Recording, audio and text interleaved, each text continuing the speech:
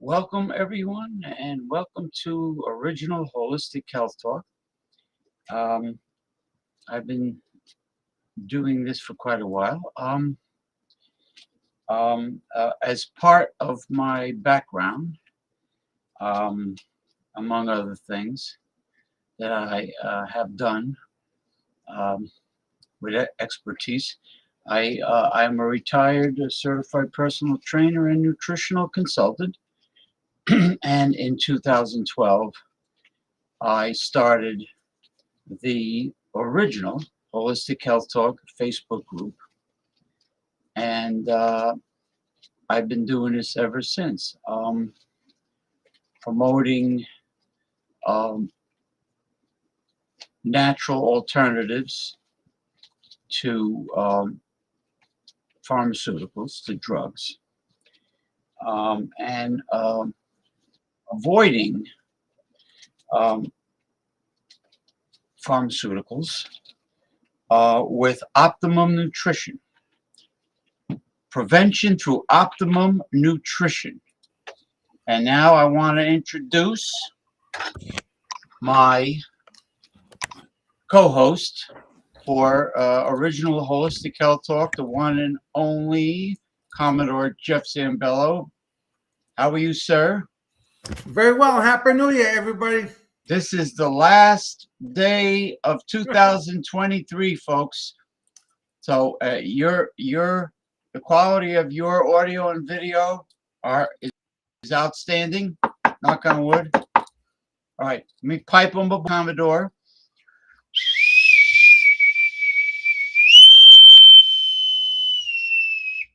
Arr. Okay, I want to welcome Commodore, and I just want to start by showing one of the many lovely gifts that I received from my brother-in-law. This is probably the best bee product, as in beehive, apiary, bee product companies around. Okay, the Y&S Eco Bee Farms.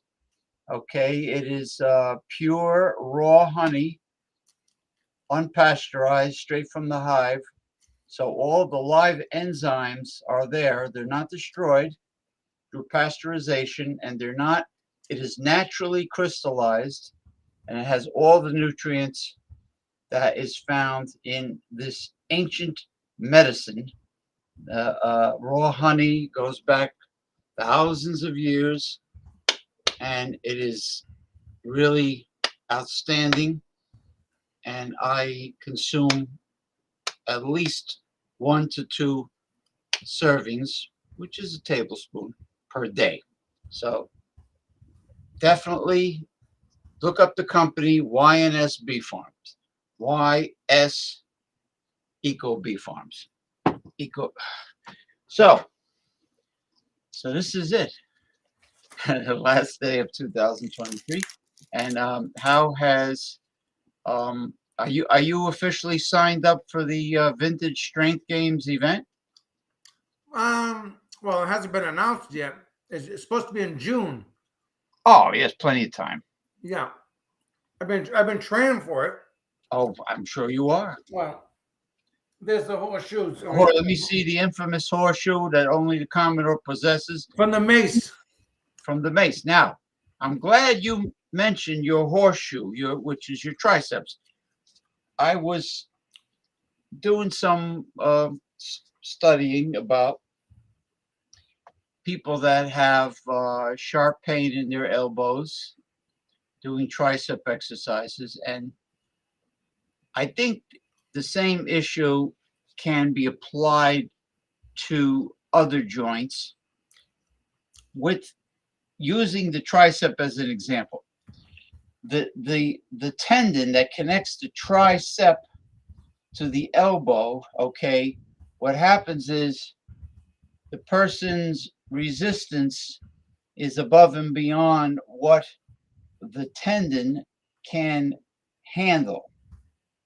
So the tendon becomes inflamed and tendonitis develops, and that causes the sharp pain in the elbow because they're either not using proper form or they're using too much resistance, and that's what's causing the pain. You know, people have to be nice to their tendons. Oh, you mean that not swing a 75-pound mace?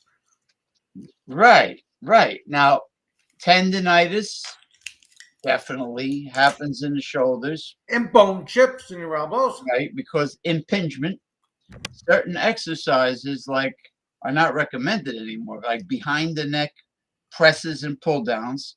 Yeah. If you're going to press, do it in front of your body, you know, like military press, dumbbells, machine, whatever, barbell. Don't do it behind the neck. And upright rowing is definitely a no-no because when you bring the weight up to your chest level, you're jamming the tendon, the shoulder tendon, which causes the tendonitis. So all those years that they've been recommending exercises that are accidents waiting to happen explains in part why the injuries. And then you have all of these strength athletes and um, contact sports professionals getting hip replacement and knee replacement surgery because one of the reasons is they're so obsessed with squatting very high amounts of weight in the squatting rack, and they're so obsessed with powerlifting because they want to they want to look good in the gym. They want everybody to stare at them, and they want the girls to look at them. I guess stare at them squatting several hundred pounds, which should not be a training weight. And my brother-in-law is an example, but there's so many more. He used to squat heavy, and he had a hip replacement surgery, one hip. He's lucky; it's only one hip. But there's so many of these, and you, Commodore knows, there's so many of these athletes that had to undergo this radical surgery. Absolutely. I mean, oh, they're dead because they overfeed, not overeat. Well, they overeat, but overfeeding is all day eating for performance because you have to do that for this performance in strength sports, but it's at the cost of life longevity. Yeah. Because you get life longevity from fasting.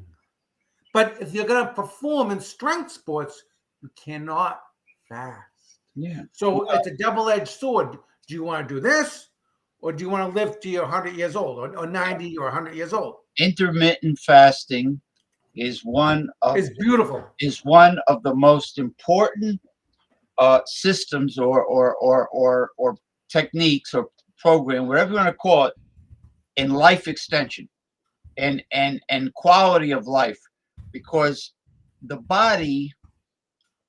All right, if an athlete eats a very large volume of food every day, including lots of protein, maybe a lot of meat and whatever. All right, that puts a burden on your digestive system, number one. It takes a long time for all that animal protein to move through your system. Now, you take that and the fact that they don't give their body a chance to detoxify because the body after digesting that a large volume of food, the body has to clear out toxins, and intermittent fasting is what allows the body to cleanse itself, because it will, and or recycle. The body will recycle substances, nutrients that it feels it needs to, and it will expel materials that the body doesn't need. But intermittent fasting does that. It cleans house. It's like it's like your car. You have the crankcase, you have the oil, and you get oil changes. Yeah. And if the oil is dirty, they'll do a flush. Yeah, a purge. A purge, which is what happens to your body when you do the intermittent fasting. But these powerlifters, It almost sounds like a douche, like douching. It is an overall body douche. The liver is like an oil filter and an air filter combined, and a fuel filter. The liver plays a role in filtering out toxins from your bloodstream, and just like the kidneys play a role, yeah, right, in filtration, and they work together. Now, this is a healthy liver. So what happens when you don't empty out your urine? What happens to your kidneys? Bad things. You get the calcium deposits, kidney stones. Kidney stones. You have to purge things. And not only that, you got to not only be nice to your tendons, you have to be nice to your kidneys too, because too much protein puts a burden with the ammonia, the nitrogenous waste. Good God. Puts a burden on your kidneys. So the body, regardless if you're a musclehead or not, the body only needs so many grams of protein per day in reality. Yep. Not perception that I want to get big. How much can you bench? Hey, what do you bench? What do you curl? How heavy are those clubs? Hey, you swing the mace? How heavy is your mace? How heavy? How much can you bench? And who is your orthopedic surgeon? Right. With the new Mercedes Benz. That's the first thing out of their mouth. And you know what? I mentioned it many times before. The MMA fighter, heavyweight fighter, Barnett. His last name is Barnett. What the hell's his first name? His last name is Barnett. He's maybe 275 pounds, but he's tall. He's a big guy, but he's a naturally big guy. He only uses a 25-pound mace. Yeah. At his body weight. So, all these people that are saying, okay, how much do you bench? Well, guess what? You could get on the bench and you could do strict, perfect form bench presses, coming down slow, like 4 seconds or maybe more, going up 2 seconds, coming down slow, and emphasizing the negative part of the movement, which builds more muscle than the lifting. And you could really concentrate, and I bet you get a much better pump than these guys doing a sloppy bench press, trying to hoist this heavy barbell up in the air. And you see a lot of these guys. Well, the bodybuilders that are on steroids, they do fast, sloppy reps. Like, you've seen Arnold Schwarzenegger he follows Joe Weider, oy vey, Joe Weider. And he does fast. He gifted all the medals from Mr. Olympia. And meanwhile, Mike Mensa was so discouraged he quit. And Chris Dickerson and Boyer Cole, they were all pissed off. They were pissed off. because they knew it was rigged. And Joe Weider, Arnold Schwarzenegger was Joe Weider's boy, Mm-hmm. and the judges, Joe I don't Weider's have meal ticket, cash cow. his cash cow. 'Cause, Sergio Oliva, the Cuban guy, Mm-hmm. he technically blew away Arnold in a couple Mr. Olympias that they gave the award to Arnold. Arnold didn't have the definition. Sergio Oliva had a small waist and he had a perfect wide V-shaped torso with the lats, and he definitely had Arnold beat, but the judges went for Arnold because of Weider. Beep beep beep beep. Joe Weider. Okay, so and Joe Weider also fucked over Bob Hoffman of the York Barbell Company. Hoffman got him started, trained him and everything. Then when he went to California, he denied any affiliation with Bob Hoffman. So, and his nutritional products were absolute garbage. Mm-hmm. They were loaded with sugar and cheap soy Yep. protein. Your soy They were protein has estrogen, or makes you it increases your hormones to produce estrogen. estrogen. Well, the problem is the soy he used was the cheap, genetically modified, engineered soy, and not the organic soybean grown the way it's supposed to be grown. He cut corners in order to increase his profits. Oy vey. And give man boobs like Adam Cohen to all the young men who bought his false products.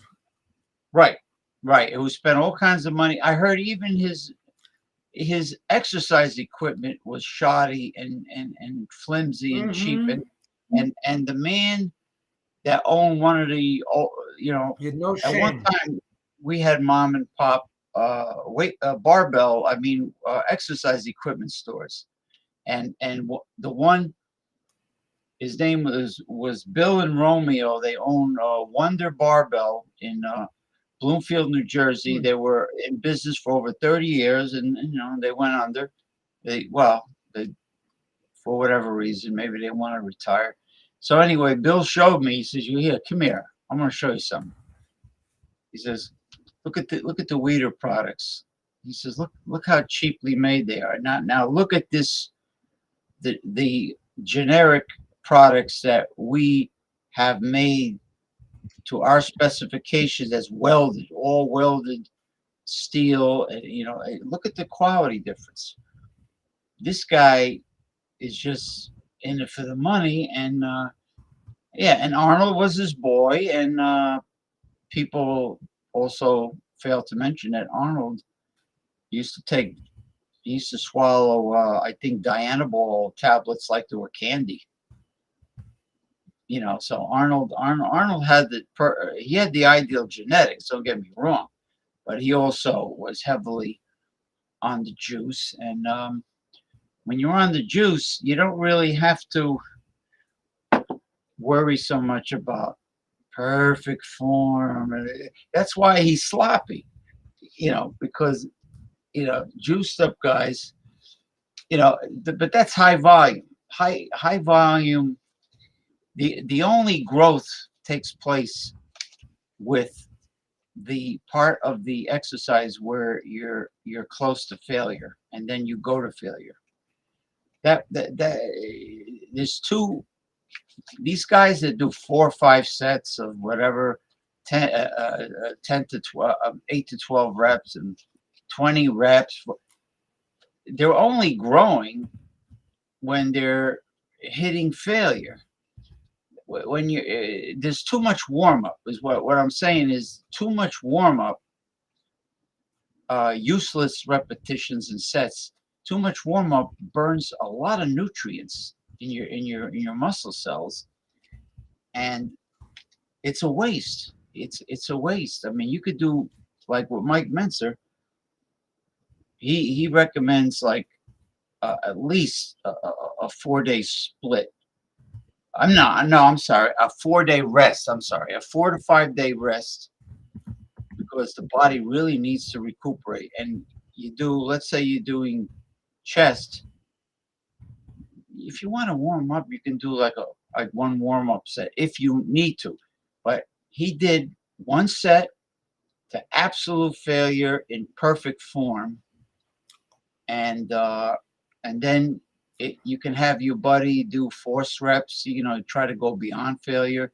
You Hmm. know, you could do rest pause, which means you rest for 15 seconds and then you try to bang out another one or two And then recover, repetition. Then there's the recovery which period, is everything. which is where growth takes Yeah. place. There's the stimulus, which is when you go into failure in perfect form, which a lot of people don't think about. And then there's the stimulus followed by growth, which is the rest period. But let me just say hi here, Masumi from Japan. Thank you, I'm Masumi. Good assuming morning.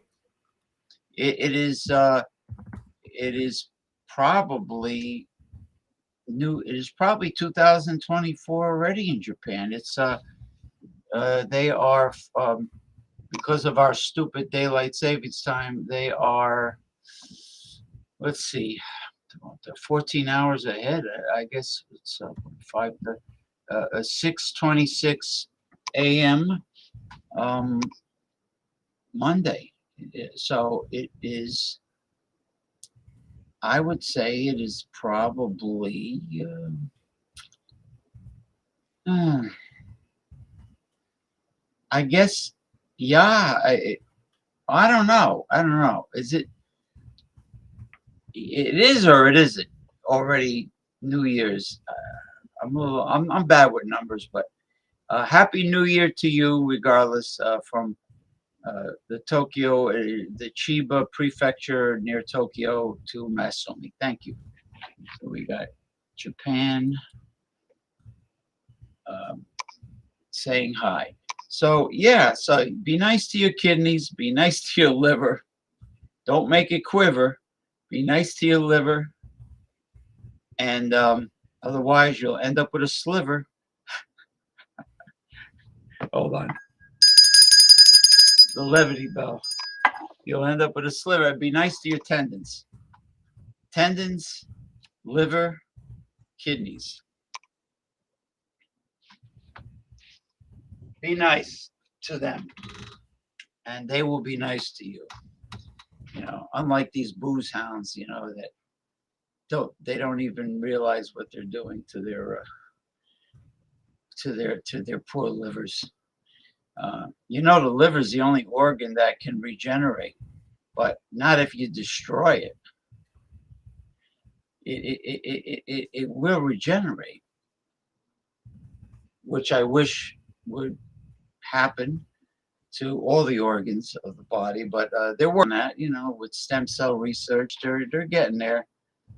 But what I'm excited about is the fact that they can grow an organ. Let's say Joe Blow from Idaho needs a kidney transplant. Well, they now can grow a kidney for Joe Blow, and he doesn't have to take the anti-rejection drugs for that because they're using his DNA and they're growing. You gotta love science, especially when it saves lives and it improves the quality of our lives. Now, with the android, the humanoid robotics, yeah, I mean, it will do jobs that humans really don't enjoy doing, and it could do dangerous jobs for humans, but they are becoming to the point where they can replicate each other. They don't need humans. Their need for humans is decreasing as they're getting more sophisticated. And the problem is there's two problems. Number one, they will end up replacing most jobs, and a lot of people will be out of work. Like construction workers, they already have. I showed it last night on my on the show, Saturday night show. They already have robotics working from a truck, laying bricks, doing masonry, much faster than a whole army of bricklayers. You know, they're banging out houses. Buildings will go up faster. You know, so the bricklayer, the construction workers will be out of work. Everybody will be out of work. But you know, if the robots can do everything better, they're going to have to give people a monthly uh, allowance, or like a monthly base pay or something. They're gonna have to do something, you know. But yeah, that's how it. And then if once they can think for themselves, they might turn against us, and that's a big problem. Hmm. You're very welcome, Asumi. Okay. Um, so um, definitely exercise smarter, not necessarily harder. You don't need. And prioritize recovery, recuperation, and restoration, especially of connective tissues that include tendons, Mhm. joints, and ligaments. Right, which means don't swing heavy and don't lift too heavy. You mean ego? Ego lifts. Ego with a mace, with a 100-pound fucking mace? And Yeah. what? And when you go to war, what warrior from 3 or 4 thousand or 5,000 years ago brought a 100-pound mace to battle? Did Genghis Khan have a 75-pound steel mace when he conquered the world? I No, don't think so. the mace. You know, the thing about the The mace mace. is all about leverage. It's I'm beautiful. I'm glad you brought up the war mace. Whether it be a war mace or a war hammer, all cultures around the world had their own version of a mace. Or defense post mall. Yeah, I mean the warrior's mace. Okay, they all had it all over the world. Asia, Europeans, even Native Americans had a war club made out of wood, which was a ball of wood. It was like a shillelagh. It was a ball of wood at the end of a handle, and it was they usually use the hardest wood in the forest, unlike a certain someone. The what the hell is it? That veteran's name? Rose Bilgewater Kinetics or something. Yeah, we won't mention his name, but because Yeah, I don't feel like going to having a freaking yeah. We don't want to promote unnecessary freaking lawsuit for what the thing is. Krakatoa and Ubangi. Yeah, cracker, salvaged wood from the side of the highway. Yeah, and they're not the most. They're not. I guarantee they're not hickory or oak. No, No, otherwise they wouldn't have cracked the way they did, and they wouldn't be. It wouldn't be Krakatoa and Ubangi. But anyway, yeah. So now nutrition. I had a nice talk with my gastroenterologist, and he told me. He says one of the most important things you can put in your body is fiber. And I told him when I make my own cereal, my own muesli or granola, whatever you want to call it, I use the non-genetically modified organic coarse wheat brand, a company called Shiloh Farms from the Amish country, from Amish, Pennsylvania. And it's the coarse wheat brand because I want that scraping of my colon walls. You want the fiber to really cleanse the walls of your colon so you don't get polyps. And it's the polyps have to be removed because it's the polyp that turns into colon cancer. So and then not only that, the probiotics, which is the beneficial bacteria in our gut, they call it the microbiome. That's food for them. They call that prebiotic food for the microbiome. It's fiber, all forms of fiber. They feed on that. So fiber is extremely important. I use the flax, organic ground flax seed,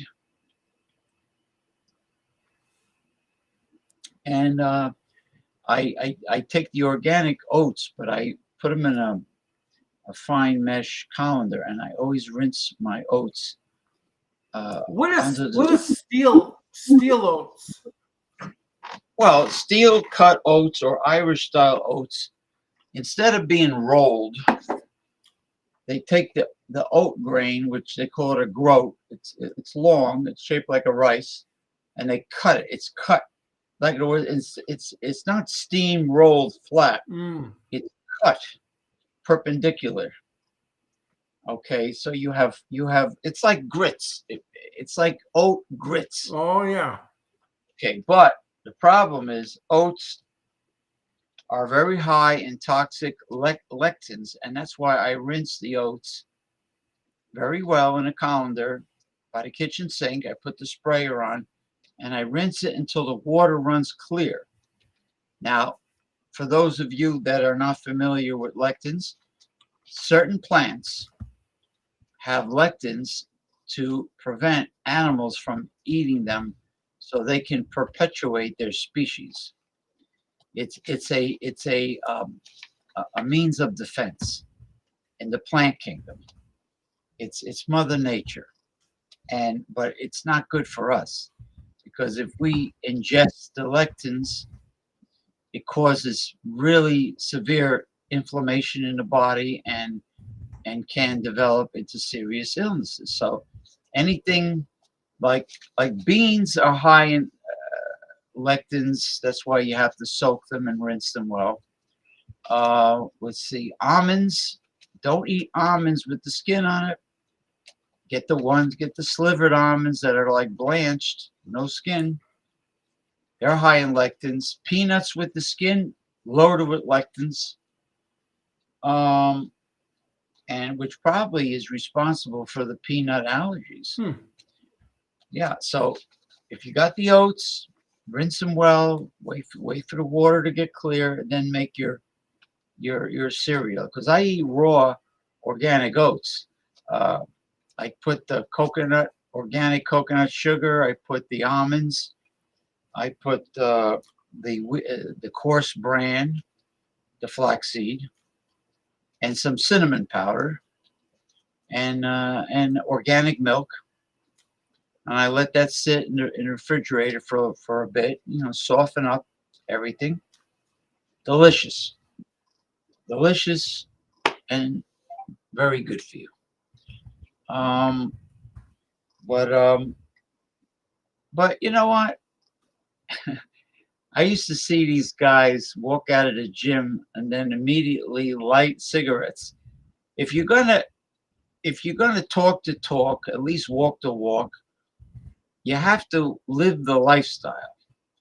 It's not just going to the gym because you want to look great. If you look great and you're not great inside, if you don't have what real doctors call homeostasis, which is when everything is working in synergy and balance. You have balance, and everything's working together perfectly, like a well-oiled machine. If you don't have homeostasis, the most ideal condition for your body, and your insides are hurting, and but you look good on the outside, what's the point? You got to live the lifestyle. Yeah, work out, do what you can. Some exercise is better than no exercise. you know um, And I want to say something about the companies that produce steel mace and kettlebells and steel clubs and all that. I just want to say these devices were meant for circular torque training. They're not barbells. They're not dumbbells. It is not a Like replacement. lunges and all that other bullshit. You do not use a mace or clubs or a kettlebell as a replacement No, for dumbbell or a barbell no. because they were not meant for that. Then I might as well use my socks as a cap for winter. Whatever. I Yeah, mean, just yeah. yeah. A Get one you for get all. Yeah. Give me a get one $900.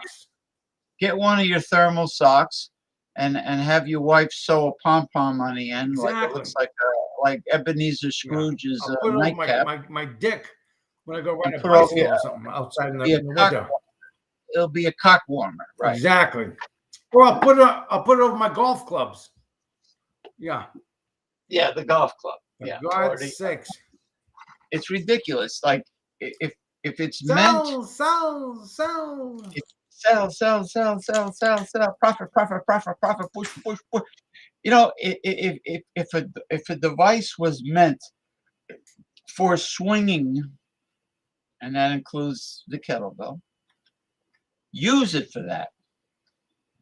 Don't try to, because you know what happens when they try to make believe the mace, the clubs, and the kettlebell is a barbell. What happens is now they have an excuse for people to do seminars and rip everyone off. You know what it'd be like, James? It'd be like me using my violin and flossing my teeth with the violin strings. Right. Or doing something ridiculous and having a shake weight seminar, which I've never seen. Oh, yeah, but we heard all about that without mentioning names from JFK Airport all the way to southern New England. Well, the Akashi thought it was a great idea. He laughed. He thought it was very funny, and he says, "Oh yeah, I wish." Kashi would have whipped it But out. now we're blocked. Now we're blocked from the feminist page, the one that got so melodramatic because guys were aroused by her videos, and meanwhile she's sticking her ass crack up in the air, sunny side up. Oh, the half moon push-ups. She's doing half moons or whatever the hell, and she's got the spandex yoga pants, and the ass crack is facing the ceiling, actually facing the camera, getting closer and closer to the camera. But don't write any emails with comments. I mean, with compliments. No. Well, you would think that. I think in reality, these women are instead of being offended, that's act. I think when they act offended, I think that they actually love the attention because men are desiring them. Mesmerized. Now, Like the Pied Piper. Ooh, yeah. and she's got all the men, like little mice, behind the Pied Piper. Yeah. The Pied Piper. But There's like an Egyptian themed song with a snake. oh, I'll do it. Yes. That's what the half moon push-ups do.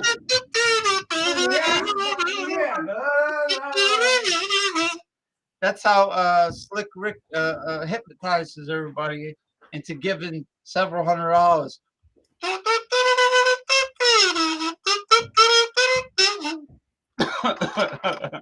Ridiculous. Oh man. So anyway, yeah, so use your heads, people, study, research, You know, like my grandfather says, you use your head for something besides a hat rack. That's good. Yeah, I heard that one before Yeah, many times. I mean, there's so many numbskulls out there, and they're naive too. Oh, ooh, that seminar looks exciting. Oh, maybe I should join it. Like Mm. Dina Maybe I Enkel. should fly 3,000 miles across the country on my husband's inheritance loot. Yeah, I'm the husband that never appears on her profile Mm. But meanwhile, she whacks herself in the head with their friggin' wooden Yeah, Indian clubs. because the feminists are so arrogant that they can't follow somebody else's protocol. They have to invent their own, like trying to invent the wheel. Uh, uh, it's ridiculous. That was the funniest video I've ever seen, and it was also the stupidest. and and the most sexualized video I was saying was when this, without mentioning names, when this person was in the upside down lotus position, you know, as a woman who's given birth out of her womb, and she's in upside down lotus position, middle aged person with a very wide thigh gap. I don't think that's really appropriate, but anyways, Well, for you folks out there that are wondering what the hell we're, especially at 200 and something pounds of body weight. if you're wondering what the hell we're talking about, But she's not from New Jersey. no, she's not. Yeah. She's back home where she belongs, Southern California. I'm back home, and little diddly Dicky Doyle, Eric Doyle says, "Welcome home, welcome back." You know, the, what, folks, if you're wondering what we're talking about, this is Jeepers, I feel like I was a gynecologist, for God's sakes. yeah, this is the drama that goes on in the circular torque training community. It's a drama if you take it seriously and you get sucked into it. Me and Commodore, we just mock it because I mean, I thought I was at Katz's Deli eating a stringy pastrami sandwich there, for God's sakes. It's like a middle-aged woman upside down.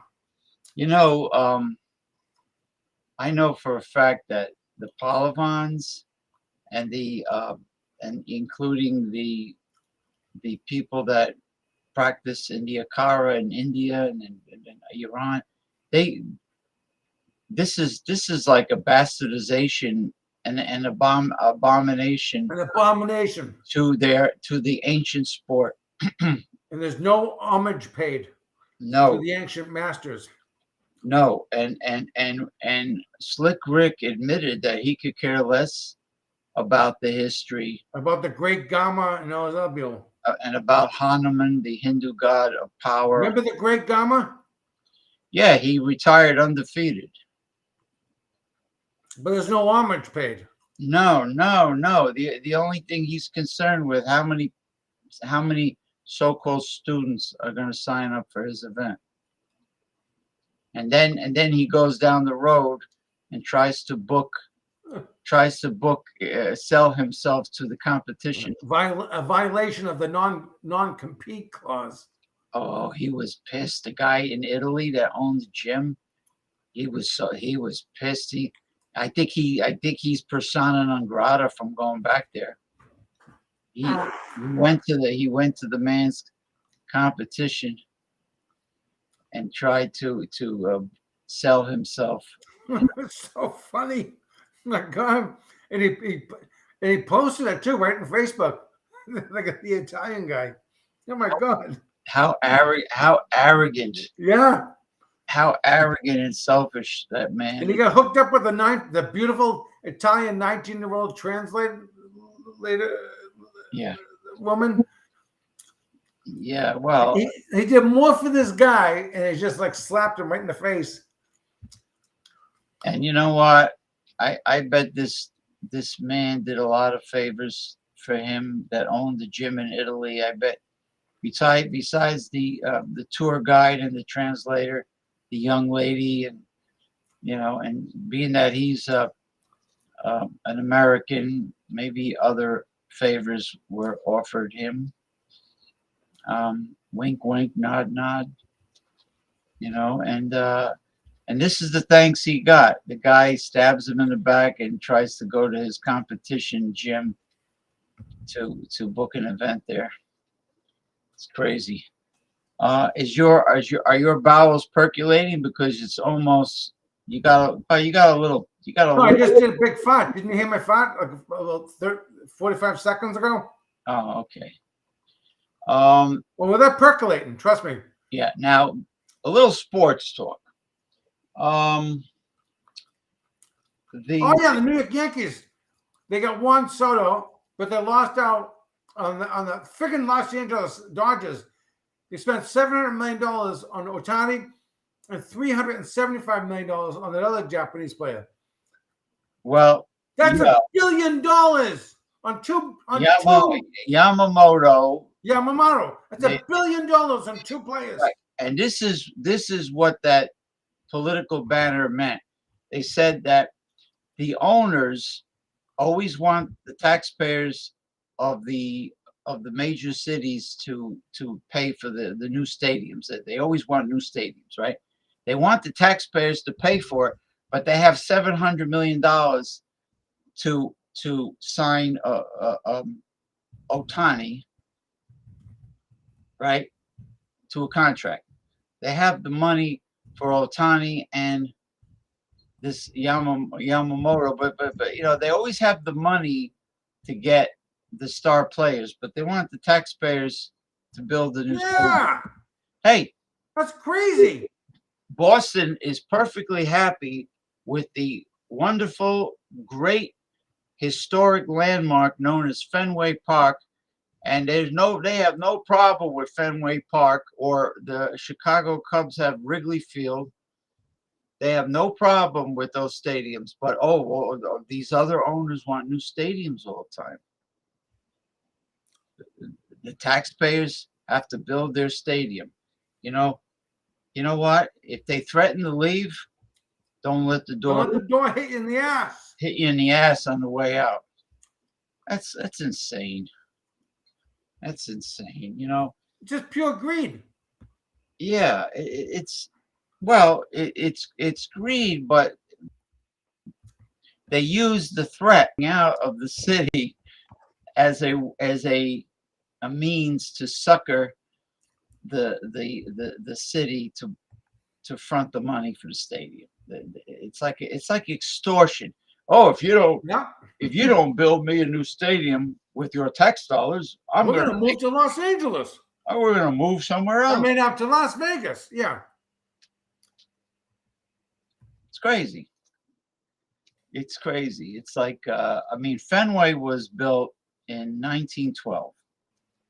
Okay, Fenway is the oldest. Now, there was another stadium that should not have been torn down in Philadelphia called Shibe Park, which later was renamed Connie Mack Stadium. And the Philadelphia Athletics at the time. Okay, the Athletics originally were in Philadelphia, and the Phillies. They were both using the stadium, but it's a historic landmark. It's like, what the hell? It's a beautiful thing to preserve history, and that includes all historic landmarks, even if you don't like the fact that it represents the Confederacy. It's still part of history. It's still educational for young students, and it's a historic landmark, and it should be preserved. But the people, they're so afraid of offending someone these days. Oh, poor that we have to walk on eggshells now. Yeah. But thank God Chan Bloom is gone from the Red Sox. He was the cheapest motherfucker. Yeah. Chan Bloom, I think, is the reason why the Red Sox lost Mookie Betts. Oy vey. Xavier Bogaerts. He didn't want to pay what they required, Yep. and they went elsewhere because Chan Bloom didn't want to spend any money, Right. and I think he's the sole reason why the Red Sox were in last place Yeah. last year, and the fans were, I'm sure they were livid, and the owner had no choice. But I wish Hal Steinbrenner would wake up and fire Brian Cashman, who is the blame for everything in the past several years. But then again, you have to blame Hal Steinbrenner for not being like his father, Yeah. Get George. rid of Cashman, for God's sakes. Yeah, why is it? Oh, Old Cashman is man like family. Steinbrenner would have kicked him right in the ass. Oh, old man Steinbrenner, Would have you kicked kidding me? Cashman right. It would have given him 25 cents to take the subway, for God's sakes. Yeah, Cashman. Now, who in their right mind signs an older veteran Exactly. ball player to a long-term contract with what sometimes with a no trade clause, like Giancarlo Stanton, who hasn't really done diddly dick, really. I mean, compared to when he was with the Miami Marlins, he's like a one-hit wonder, and he doesn't really help. But they sign Cashman signs him to the long-term contract with a no trade clause. Well, no trade clause means they can sit with their thumbs up their ass and not be productive, and the team is stuck with them. That was the dumbest thing ever, and that's not to mention the other ones. You know, just because a person is a veteran ball player and they've done great things in the past, well, George Steinbrenner used to say, "Well, what have you done for me lately? Exactly. I don't care what you've done in the past. I already care what you're doing now." You know, and they're in the twilight of their career. It's totally illogical.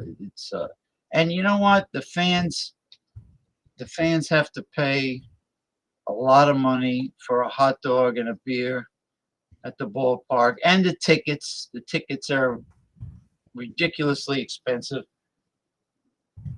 all because of the way the game is now. You know, I mean, you're going to pay somebody that kind of money and sign them to a long-term contract. You better not be like 30, 35 years old. You better be freaking in his early 20s, and he better have superstar qualities.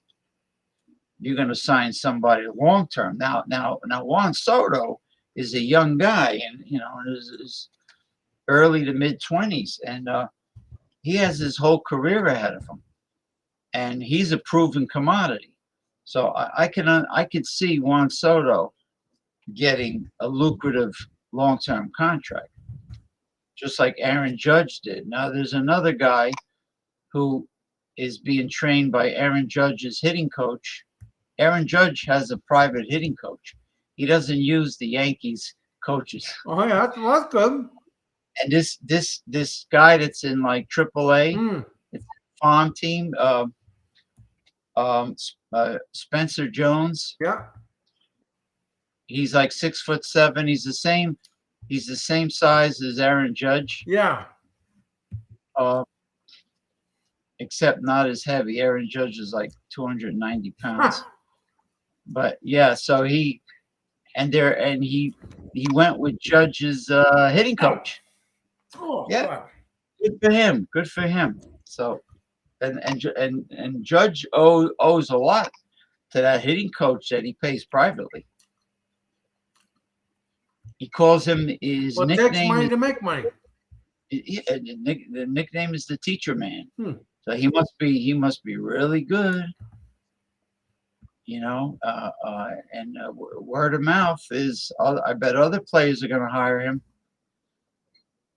Speaking of word of mouth, I don't think we won't mention the name of the place because I really like it. But the place in Saddlebrook, I'm sure it's not getting good word of mouth.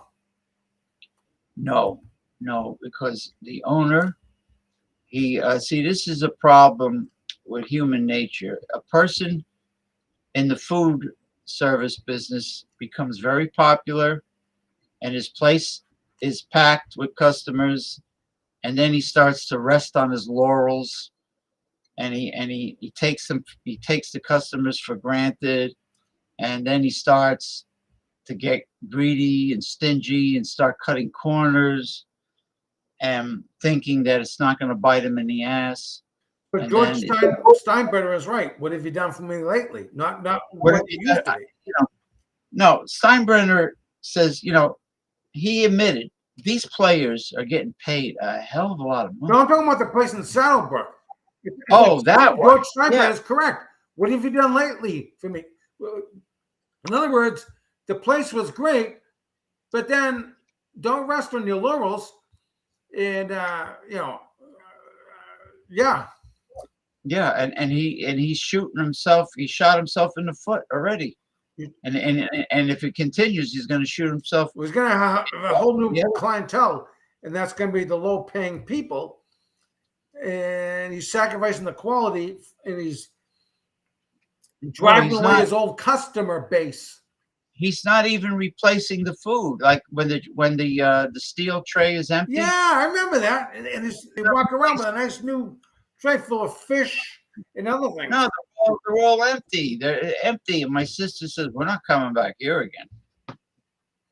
Screw this," And the crow's nest is going to be torn down. Oh, They already went bye-bye. I would instead of the crow's nest, I wish that gosh darn BJ's Steakhouse, whatever the hell it's called, would be that crappy place would be torn down. I tell you what. Of course, the French corporate franchises, they'll stay open. I despise corporate franchise or corporate chain restaurants. I despise them. Like the you could like say you could say Applebee's, you could say whatever. You could Oy vey, legal seafood. Ooh. Ooh. The Berkowitz family. Yeah, the Berkowitz family, and I bet they get a lot of seafood from the maritime provinces. Mm-hmm. Yeah, that's why you guys don't have a huge selection up there. Exactly. Maybe smoked herring. Could you get smoked herring up by you? Easy. Yeah.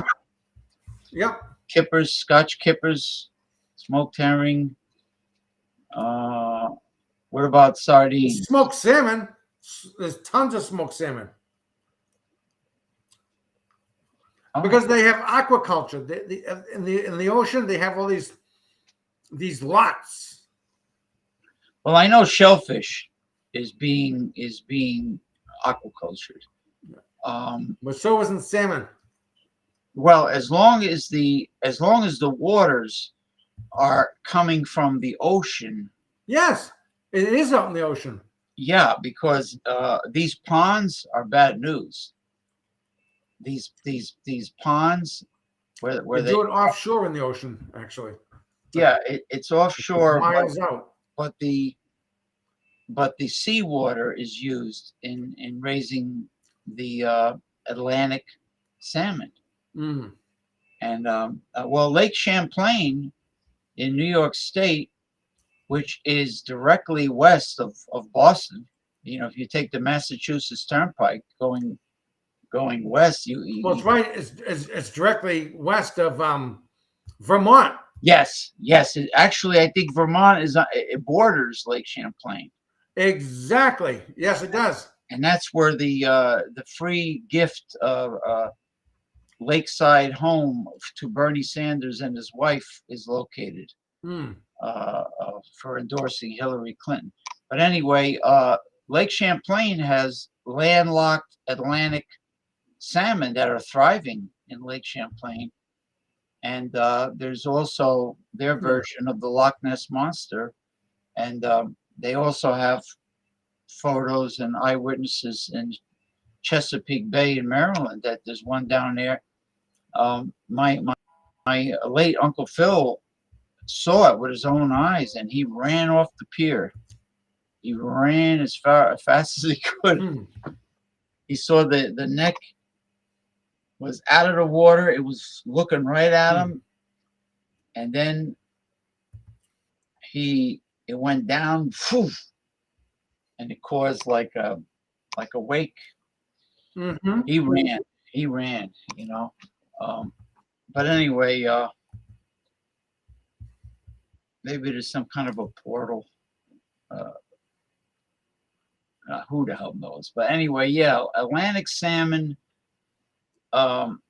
can tolerate. I don't know about freshwater, but brackish water. Unless Lake Champlain is getting fed from from uh, from somewhere where it's getting some salinity, man. Yeah, I'm it's not coming sure. from Quebec, Quebec, from the St. Lawrence River, St. Lawrence River to via the Atlantic Ocean. the St. Lawrence Seaway. That's right. It goes all the way to Montreal, Quebec, from the Atlantic Ocean.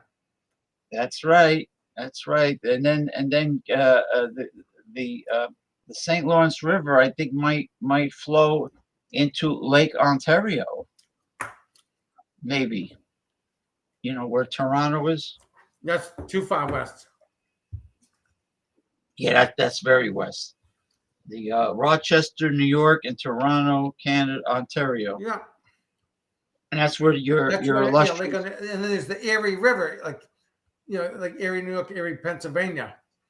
Yeah, Erie, Lake Erie has Buffalo, New York, Erie, Pennsylvania, Cleveland, Ohio, and Detroit is between Lake Erie and the next Lake Superior. It's either that or Huron or one of those. But they have an upper peninsula. They have two different sections of Michigan. Now your illustrious capital, Ottawa, is in province of Ontario. Yep, it is. It borders Quebec. Oh, Ottawa is very close to the Quebec border? Yes. Oh, I didn't know that. Ottawa. Anyway, it's time for you to percolate out of the office and right to the gymnasium. Yeah, for my second workout.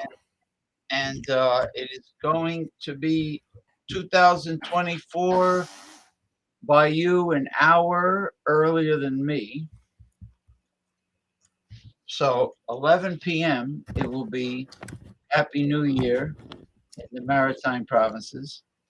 And give my regards to the evangelist, Mikey Zambello. Oh, yeah. Thank you, sir. With his powder blue suit. Yep. His church clothes. Yep. The evangelist of the Maritime Provinces. Yes. Mikey Zambello. I will do that. And tell your sister Lisa and Jerry Happy New Year, too. And Scott. Yes. Scott.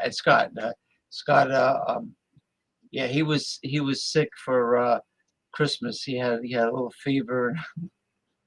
But anyway, hopefully he gets some nice, nursing from his very caring wife. But we won't talk about that because that's family stuff. Wink, wink, nod, nod. Yeah. On your wife, regards to your wife. And how's your son Christopher? Is he very good home? He's married. He got married is he home for the holidays or is he over there? No, he's still in Hawaii. So, you know what? That's he'll be coming back, next summer for a visit. But he married a nice, pretty girl. She's half Hawaiian, half Japanese. Oh, yeah, she must be very pretty. Yeah. The Asian girls are very exotically beautiful. Yeah.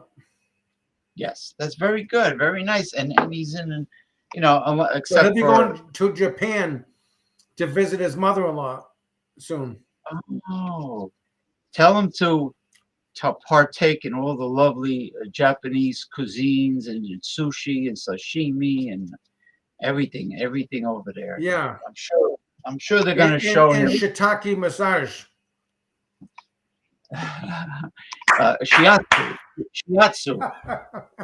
The shiatsu, the acupressure. Yeah, there you go. Shiitake is a Wink, mushroom. wink, nod, nod. Yeah. Now, Masumi is from uh, Chiba Prefecture, which is Mm, right next to Tokyo. beautiful. Yeah, she's over there. Anyway, I remember the that nice sushi that the RHB had right next to the Mongolian grill. You remember the yeah, and Vapors of Life? Do they still have the sushi there? I Handmade sushi. I didn't ask my sister, but I know that I used to go to another buffet that wasn't really too far from Lodi. That was called the Flaming Grill Mm, Buffet. Very popular. They're still thriving, very much so. And they have pretty good ethnic foods, and they put out a good spread. mm. You know what I mean? It's a big I like place. the video you did that time when you were having sushi at the all-you-can-eat sushi. Oh, over here, Yeah, that was a good video. You and did about three or four of them, yeah, 3 or 4 videos. and you know what? They have cooked food too for people that might not want that much sushi. You can get cooked Hmm. Japanese food like beef teriyaki, fried oysters, tempura. Mm. You know, you could get cooked food. So it's not only sushi. Now, Arigato, which is owned by Koreans, the other place is much more popular, but they have a very small all you can eat menu. It's just Hmm. sushi. That's it. But the other place I go, cooked food, sushi, all that stuff. Hmm. All that stuff. So you got a wide variety. And let me tell you, when I go there, I really enjoy myself, you know. Yeah. And then there's Jack's Lobster Shack, which is maybe a few minutes walk from there. And that's owner managed or is that franchise? No, that's privately owned. Oh, good. You know, he has the lobster rolls and the whole bellied fried clams, whole belly. Mm. I heard the scallops have a whole belly that Like people don't. the fatty arbuckle clams. You know what? I love fatty arbuckle. Let me tell you, I love raw clams so much that I actually ate raw chowder clams with the Hmm. hot sauce and the lemon. Mm. And you know, chowder clams, people say, oh, they taste too strong. You got to cook them. Ah, my ass. It's a big ass clam, and I enjoyed it. Yep. Chowder clams. Yep. You know, a lot of zinc. Good for the balls. Good for the Oh, it's the best. There's so much zinc and everything else in there. oysters, clams. Oh yeah. Mm-hmm. Mussels. Do you have the black mussels up by you? Yeah. Yeah. Yeah. But that's in Prince Edward Island. Yeah. Prince Edward Island. Okay. Yeah. Mm-hmm. So they have a beard. You got to take that off, Mm. and then you got to purge them. You got to put them in like salt water. Not Yeah. salt water. It's like it's a mixture of salt water and fresh water. It's Yeah. usually in a bay. It's fresh water with some salt, Yes. and you let them sit in the water, and then they In the cough up silt. It's in the silt. SILT. silt. They cough it up, and then And it they're goes. put in socks. Like the seeds are put in socks. Really? Muscle socks. But anyways, I gotta get going here, my friend. Yeah. Go. I'm fascinated with this muscle socks. All right. I'll talk to you later. God bless you. Happy New Year. Muscle looks like a vagina, by the way. Beautiful. Yeah. Oh, speaking got of which, do you remember you educated me about the RHB? The RHB, they had the pink and the green. No. Oh, the muscles, the pink ones are female, and the beige. No, we're talking about the insides now. The beige muscle meat is male. Mm. Yeah, the green, the beautiful iridescent green. That's the New Zealand green lip muscle. Yes. They all have that on the outside, but I mean the meat. That's male from female, but they have lips. It looks like Yeah, but God forbid if you take the scoop with the bula base, yeah, with the shell, Right. Is it which my is nice because what- it's natural instead of a stainless steel ladle. yeah? Is it my fault that he doesn't have a ladle? I don't work there. He's yelling at me, the bastard. He's yelling at me because I'm an infidel. I'm a lily white American Catholic. I'm not one of his paisans, so he's got to. The funniest thing I ever seen though was that displaced porcelain toilet. I don't know how in the hell that happened. You know what's funny? I added that to the video, all that stuff. Mm. And what about the trickle dickle, low Yeah, flow? the low flow faucets. The guys like this, the Muslim men, like Yeah, the like tip of the fingers, not even the palms. It's no, like, just the tips. beep, beep, beep, beep, beep, beep. And That's then the it. kids are all the booger snorts went down their nose and touching all the ice cream. Big fat fatty arbuckle kids trying to climb into the ice cream freezer. Where's Krampus when you need him? Krampus would be so busy in the United States. I'm telling you, he'll be so busy. But anyway, you got to go. Thank you, as always. A Happy New Year to you and your family, Commodore. Oh, I got to pipe you. I got to pipe you away.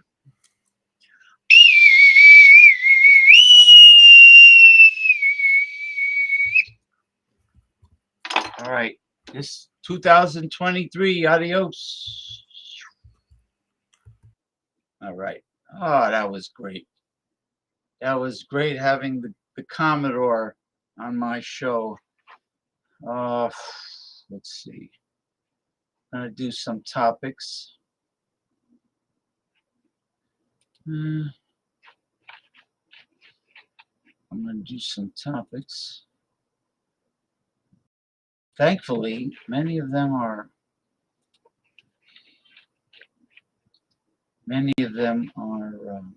videos.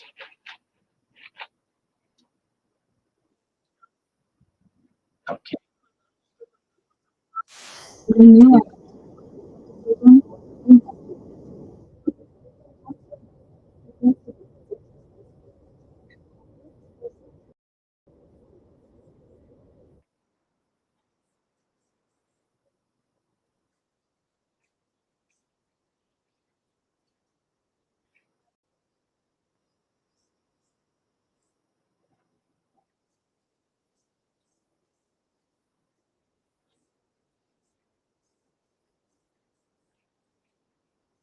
Hold on for a second.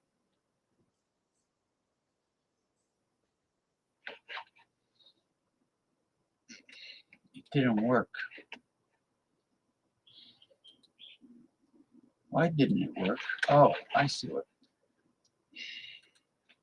Having some certain glitches are taking place with the program. I don't know why it's happening.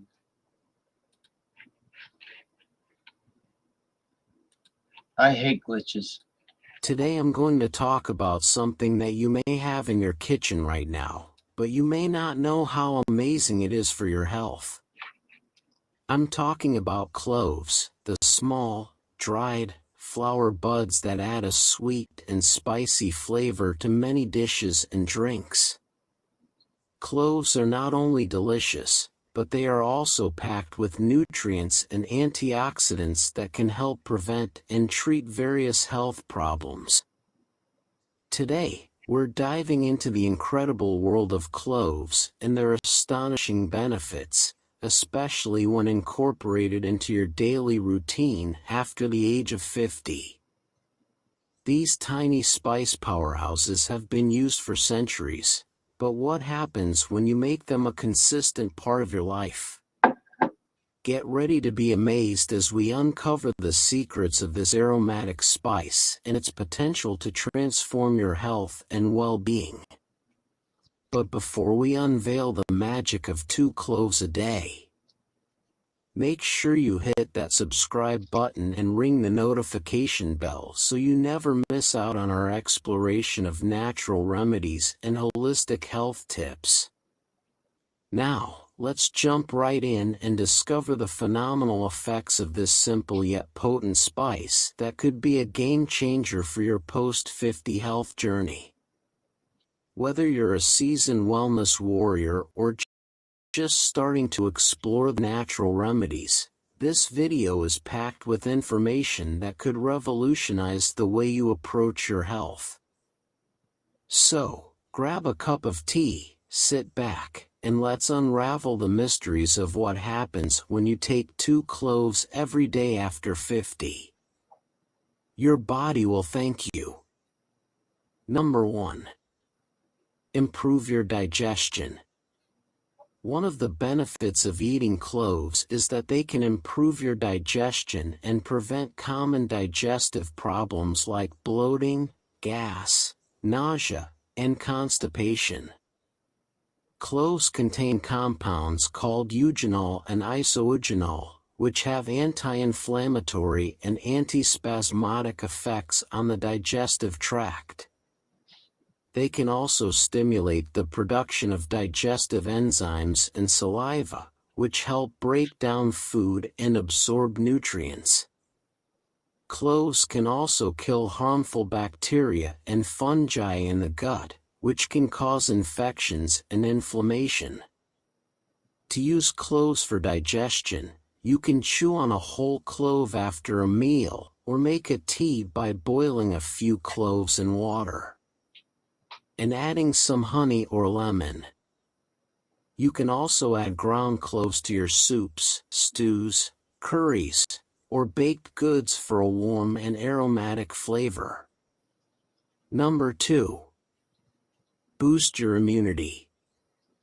Another benefit of eating cloves is that they can boost your immune system and help you fight off infections and diseases.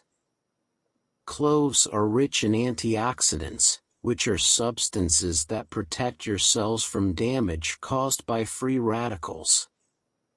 Free radicals are unstable molecules that can cause oxidative stress, which can lead to chronic diseases like cancer, diabetes, and heart disease. Antioxidants can also help reduce inflammation, which is a common cause of many health problems. Cloves are particularly high in a compound called eugenol, which makes up between 70% to 90% of clove essential oil. Eugenol has been shown to have potent anti-inflammatory, anti-cancer, antioxidant, and pain-relieving properties. Cloves also contain vitamin C, which is essential for the production of white blood cells, the main defenders of your immune system. Vitamin C can also help prevent and treat colds, flu, respiratory infections. Cloves also have antimicrobial properties, which means they can kill or inhibit the growth of bacteria, viruses, and fungi that can cause infections. For example, cloves have been found to be effective against E. coli, Staphylococcus aureus, and Candida albicans, which are common causes of food poisoning, skin infections, and yeast infections. To use cloves for immunity, you can add a few drops of clove essential oil to a diffuser or a humidifier, or inhale the steam from a pot of boiling water with some cloves. You can also gargle with clove tea or clove oil diluted in water to soothe a sore throat or prevent oral infections. You can also add ground cloves to your smoothies, juices, or salads for a boost of vitamin C and antioxidants. Number 3. Regulate your blood sugar.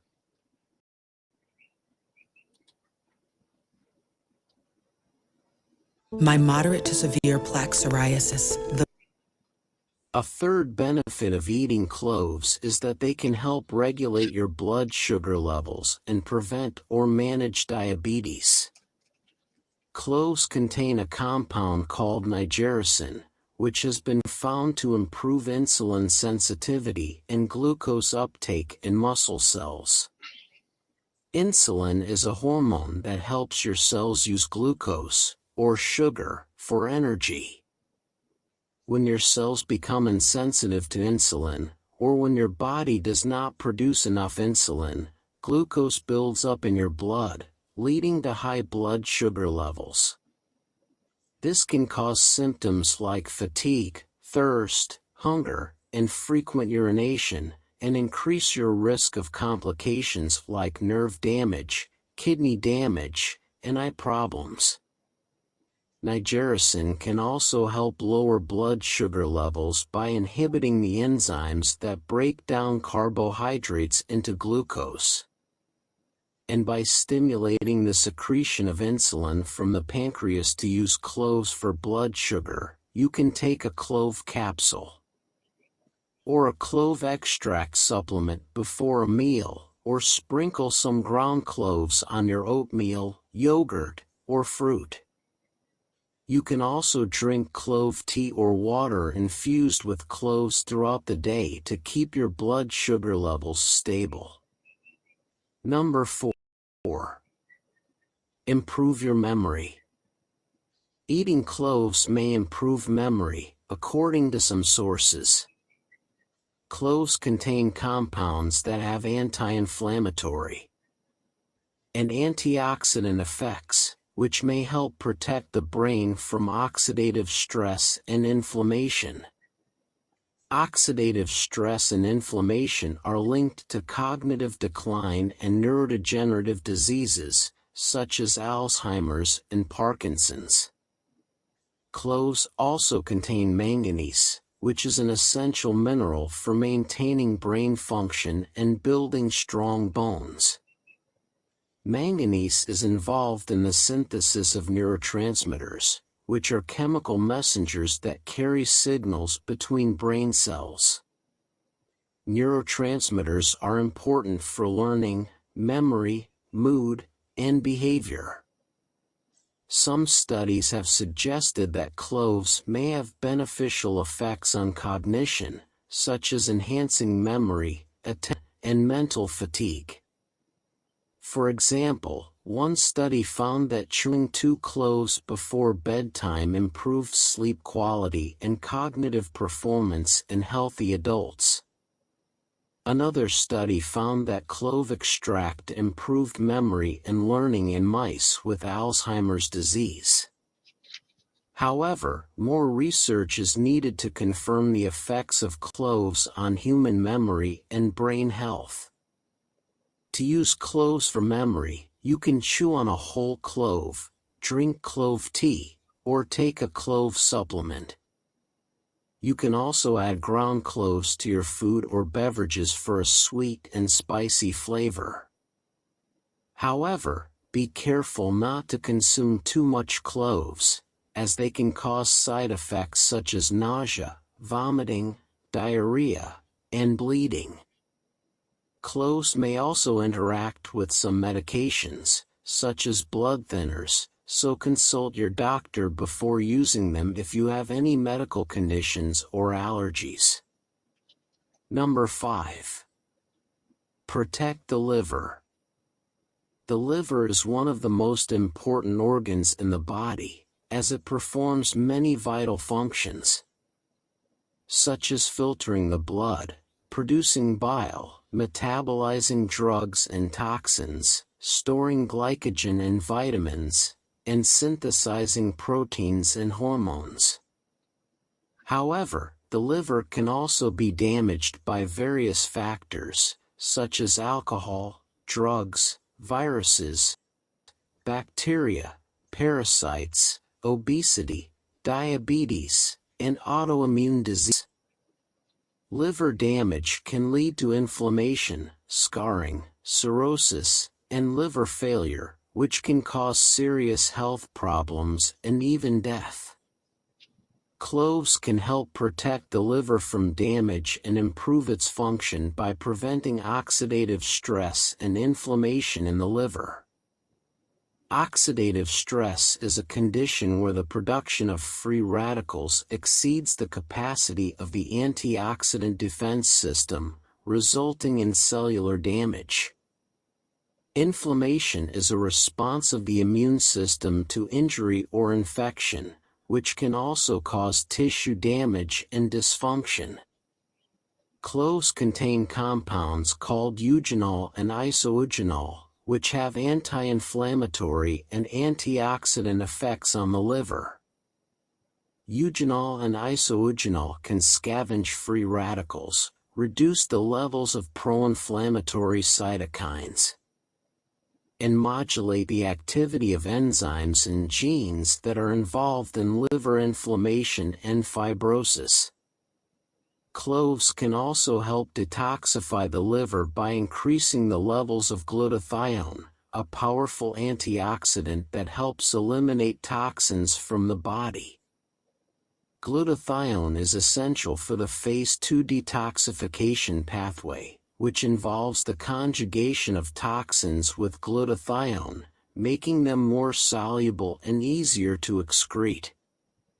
To use cloves for liver health, you can take a clove capsule or a clove extract supplement, or drink clove tea or water infused with cloves. You can also add ground cloves to your food or beverages for a sweet and spicy flavor. However, be careful not to consume too much cloves, as they can cause side effects such as nausea, vomiting, diarrhea, and bleeding. Cloves may also interact with some medications, such as blood thinners, so consult your doctor before using them if you have any medical conditions or allergies. Solgar Cellular Energy contains Niagen nicotinamide riboside, helping unlock the energy within your cells. So, as you can see, cloves are more than just a spice. They are a powerful natural remedy that can help you improve your health and well-being, especially if you are over 50. Cloves can help you with digestion, immunity, blood sugar, liver health, and more. They are easy to use and have a pleasant taste and aroma. You can use them whole, ground, or as an oil or extract. You can also find them in supplements, capsules, or mouthwashes. Just remember to use them in moderation. And consult your doctor before using them if you have any medical conditions or allergies. I hope you enjoyed this video and learned something new. If you did, please give it a thumbs up and share it with your friends and family. There you have it. Okay, let me see.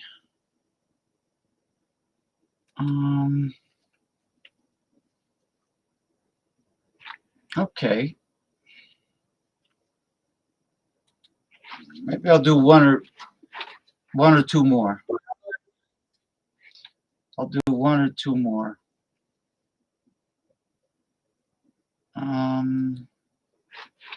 All right, hold on. Oh, now it's working. Now the avatars are working. Oh, what are you gonna do? I don't know why it didn't work before, but I just want to tell everyone we are streaming live on YouTube and Twitter, which is now called X. So welcome everyone. This is the last day and my last show. Excuse me. The last day of my last show of the year 2023. It is New Year's Eve, so I want to wish everyone a much better New Year than the year before. Let's hope and pray. All right, this one is pretty important. So I'm just trying to prioritize the topics.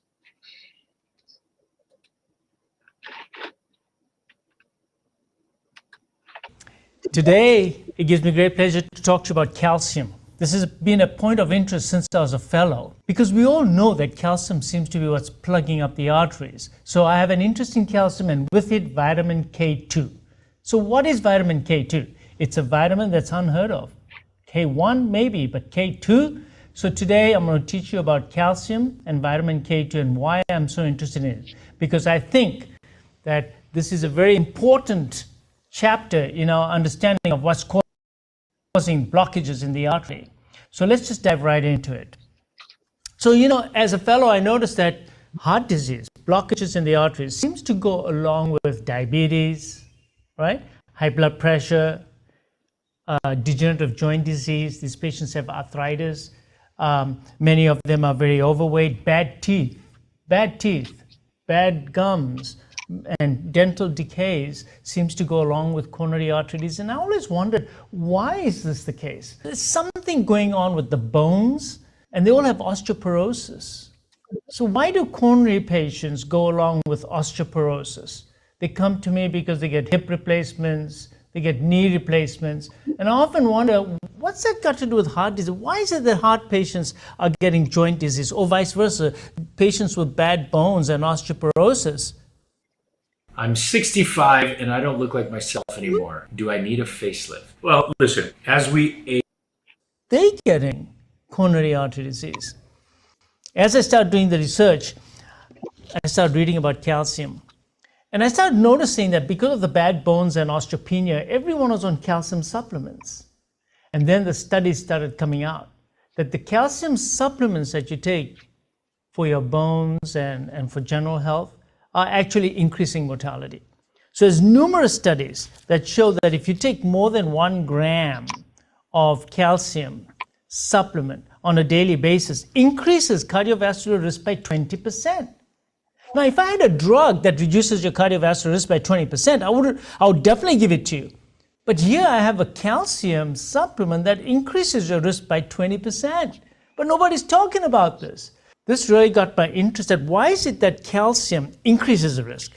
So we looked into it. The Women's Health Initiative study was a huge study, and it showed that 1 gram of calcium, elemental calcium supplementation, increased mortality between 15 and 22%.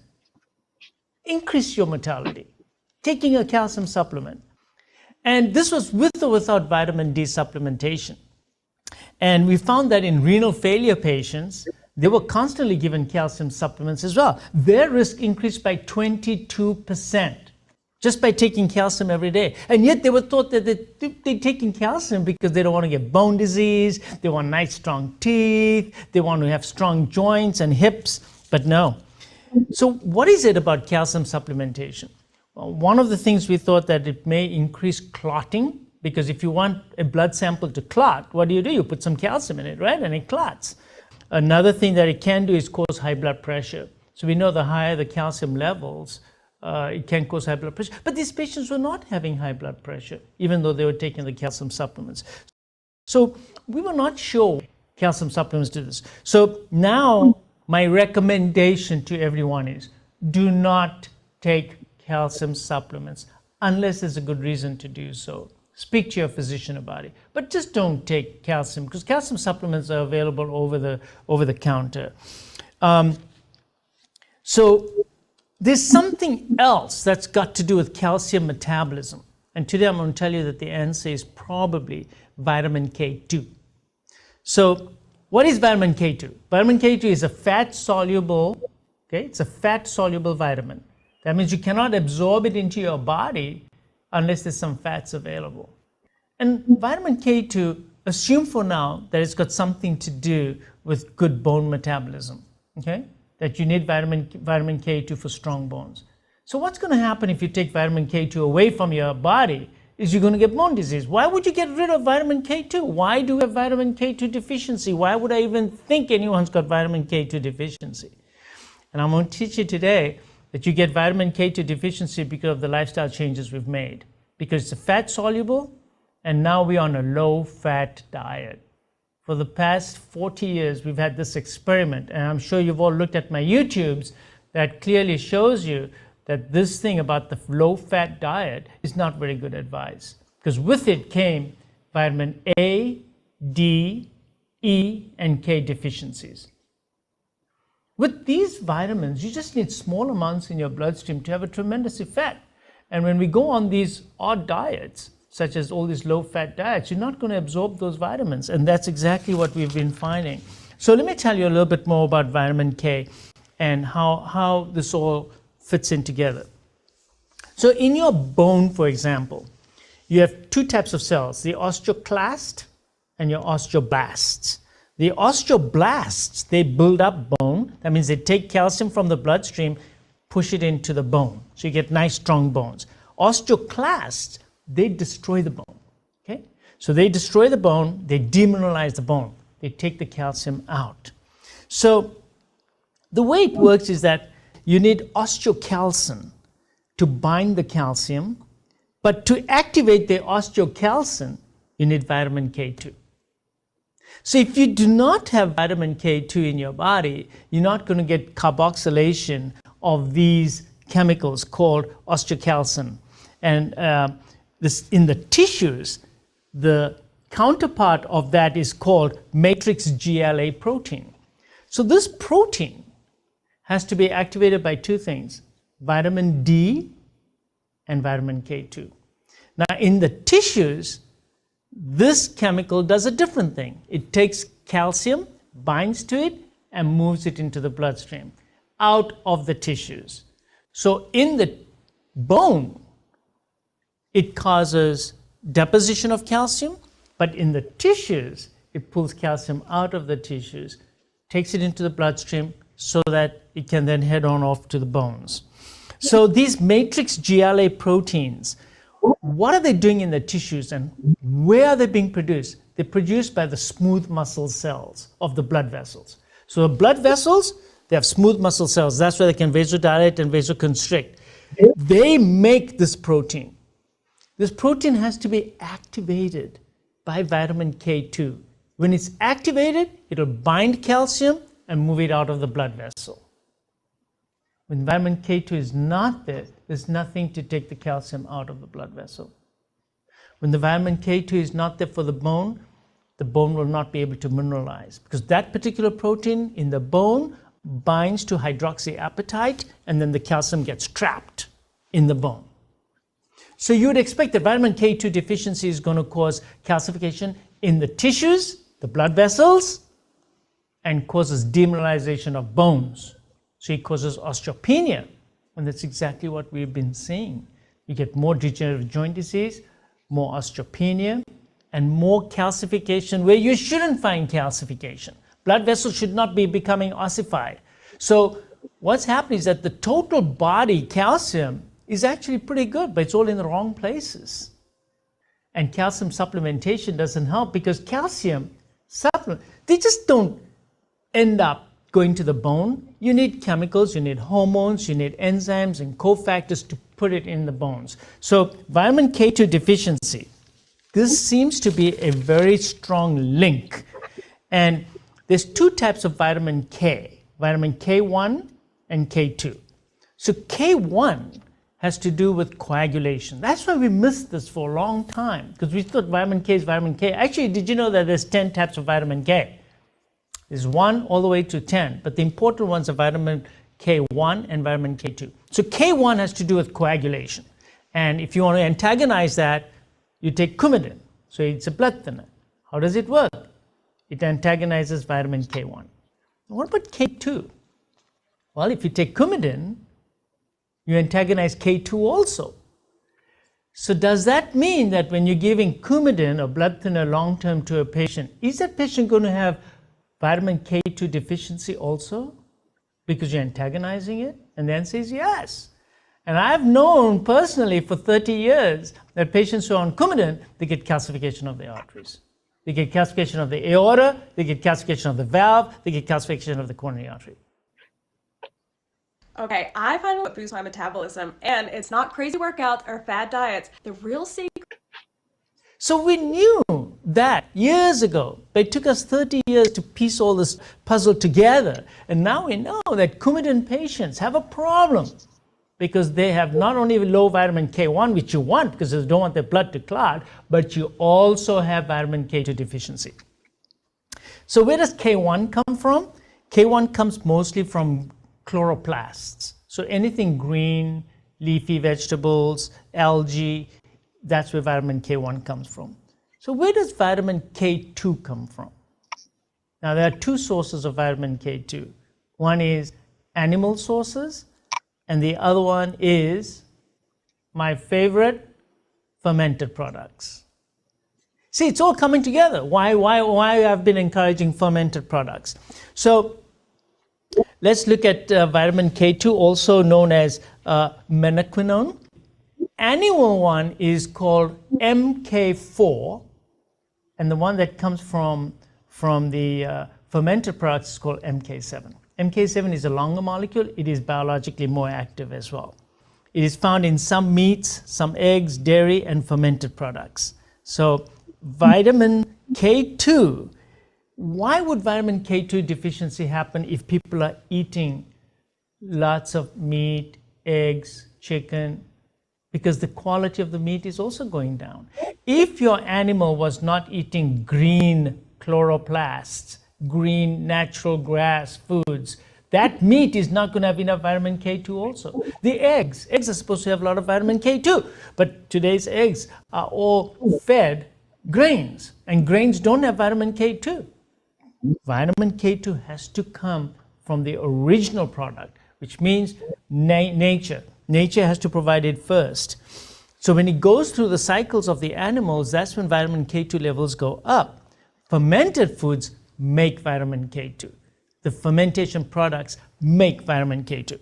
So vitamin K2 gets into the body, it activates all the MGPs, and in the bones, you're going to get strong bones, and in the blood vessels, you're going to get inhibition of calcification. So now, can we measure vitamin K2? If this is so good, then why can't I just go ahead and get a vitamin K2 level?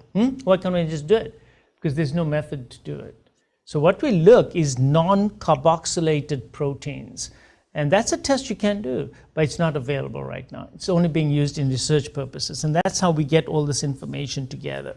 There was a huge study done, and you can see the references, I'll show them to you, that we correlated the non-carboxylated proteins, which tell you vitamin K2 deficiency, and correlated to the amount of calcification in the arteries, and there's a direct correlation.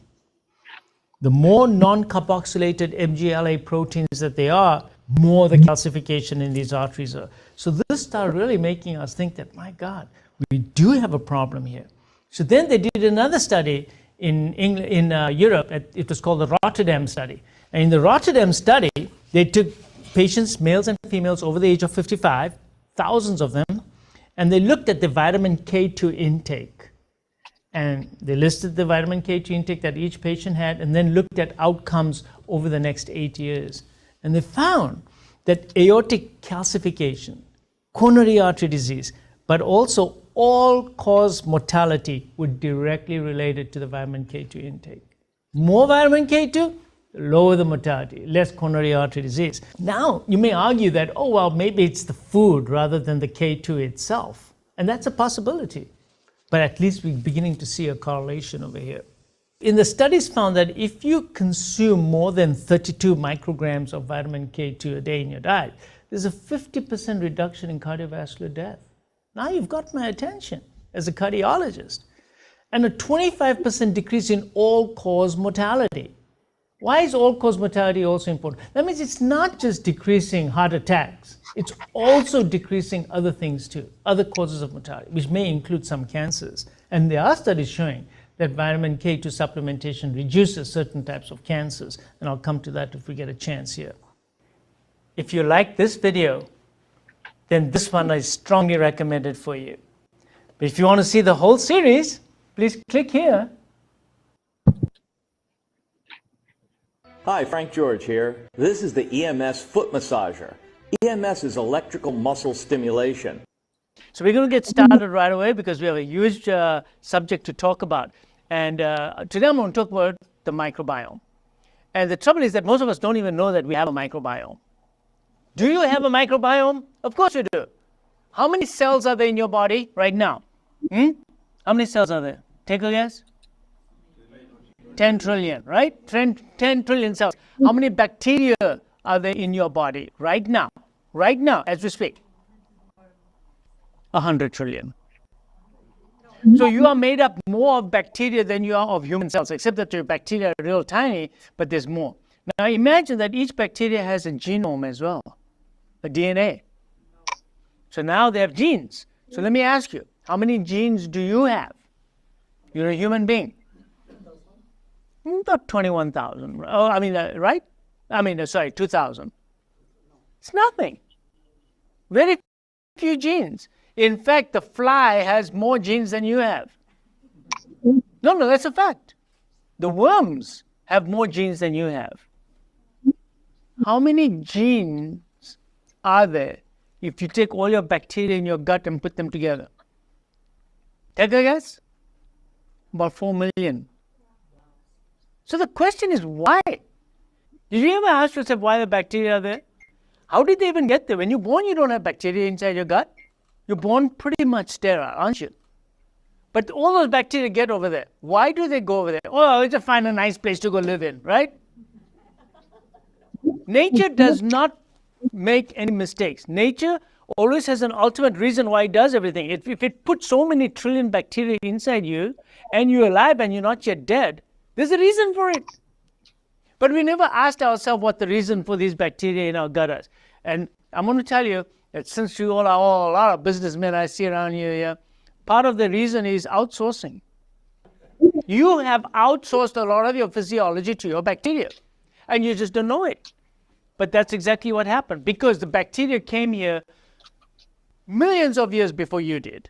So when you, the human being, came into development and into evolution, the bacteria were already there. So now they were already doing what they're doing. And all we did is we actually hacked onto their physiology, brought them into ourselves and said, you're going to do this X, Y, Z, I'm only going to do this. And that's a fact. How do I know that's a fact? Because without the bacteria, you wouldn't be alive. You can't function right now. So we have rat studies, we have human studies also. In rat studies that are born completely sterile, there's no bacteria in their gut, they develop completely abnormal. They don't socialize, the brain development is not normal, their lifespan is also short. The moment you introduce the bacteria back into the gut, suddenly they start behaving like rats and mice. The question is why? Because they're doing something. What are they doing? They're producing substances. What are they producing? They're producing chemicals. What chemicals are they producing? Tons of them. You think that most of this stuff, oh yeah, I'm so healthy, look at me, I'm a specimen of health, right? You think you swallowed all those chemicals in your food? No. The bacteria made a lot of the metabolites that are actually in your gut. They make it, they release it into your gut, and it helps you in your physiology. It helps your hormones. There's a great connection to the brain as well, which I'll explain to you. This is a very short, this is just a tickle lecture. This lecture actually should be about 4 hours long, longer than a Mahakatha. You know, it's a very long lecture, but this is going to be the first of the multiple lectures. But the idea here I want you to all take home is that you're a symbiotic relationship with bacteria. And this symbiotic relationship needs to be nurtured. They're living inside you, they're living there, and they're doing things for you. And you should be doing things for them. The trouble is, they're doing things for you, you're not doing things for them. And it started right from the beginning. Because if you get a C-section, you're not going to get your maternal bacteria that is going to go from the delivery tract, from the vaginal outflow. You're not going to get those bacteria. You may get the doctors or the nurses' bacteria that's going to colonize you. The incidence of C-sections has gone up, and that's also been related to a lot of the chronic diseases and the disorders that we are finding that's going on right now. So it starts right from the beginning. And I can tell you so much about the changes that happen in the bacterial flora within the delivery canal to the mother, and the changes. They change throughout the entire gestational period also, right up to the week before delivery. And why?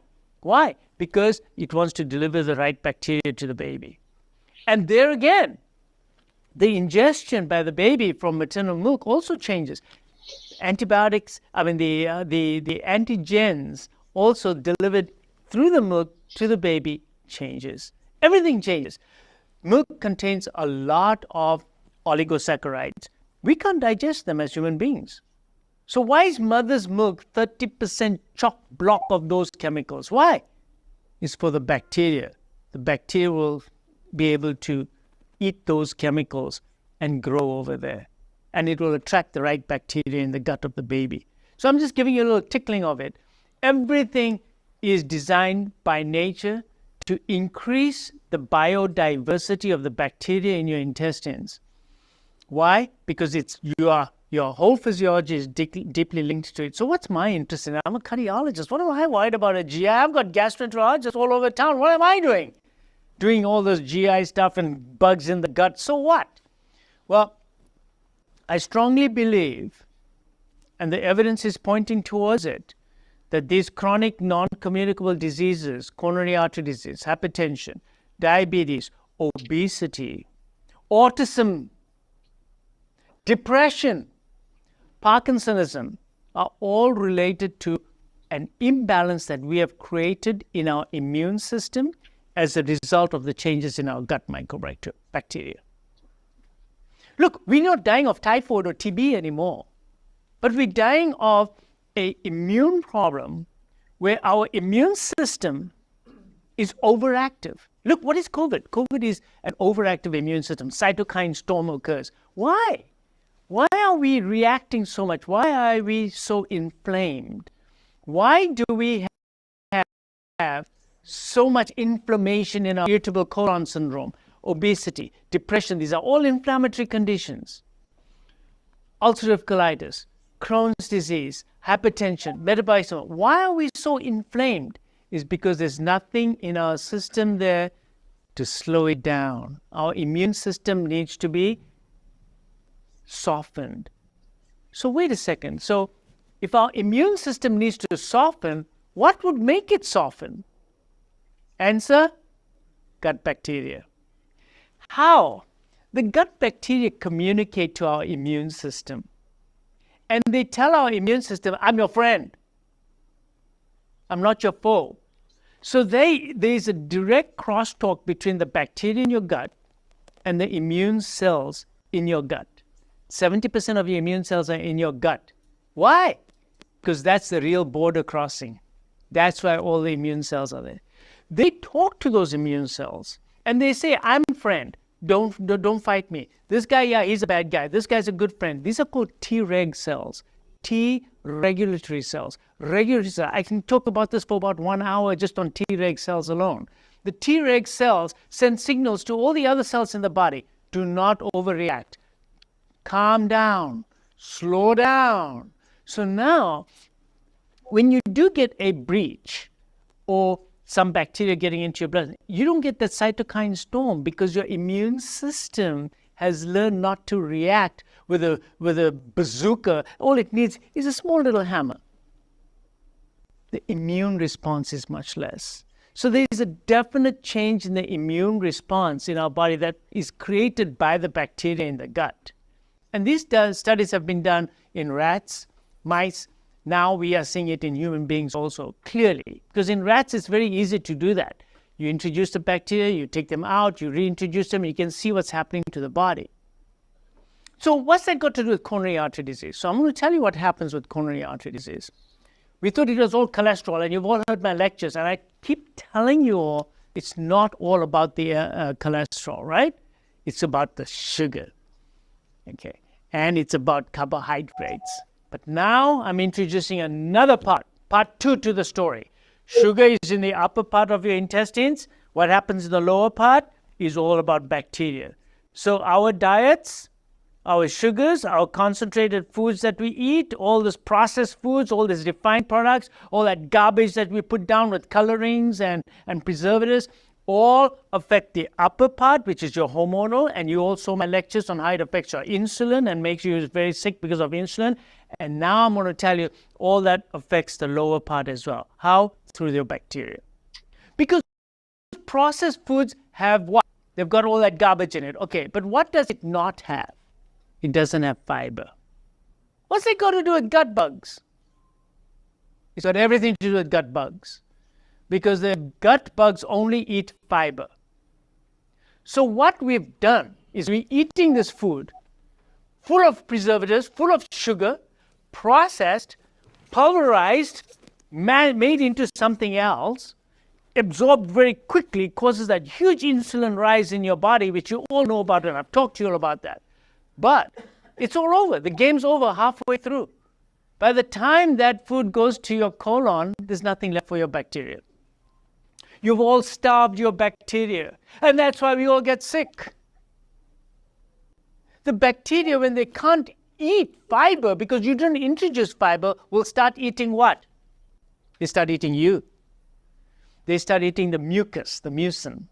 The mucin is the layer that protects the inside from you. It's a thick layer of mucus. And when that mucus is gone, guess what? The bacteria and the bacterial products can get into your body because you have lack of mucin, that thick layer.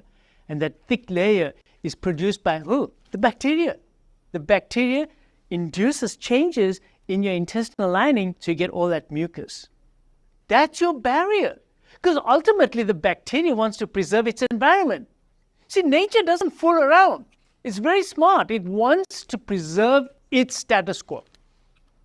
So because you deprived your gut of the bacteria, now you're going to have two problems. One is there may not be enough bacteria, but number two, you also don't have the right diversity of bacteria. So it's not just about the bacteria and feeding them the fiber. You want the right biodiversity of bacteria, because how many species of bacteria are there in your gut? There's about 2,000 species. And we know that some are good and some are bad. The Firmicutes, for example, are very bad. The Bacteroides are better. Okay? And we know that Akkermansia produces a lot of fiber. Right? So we know these things. We want the right bacteria to be there in the right population growth. And I'm saying to you all that you are the trouble.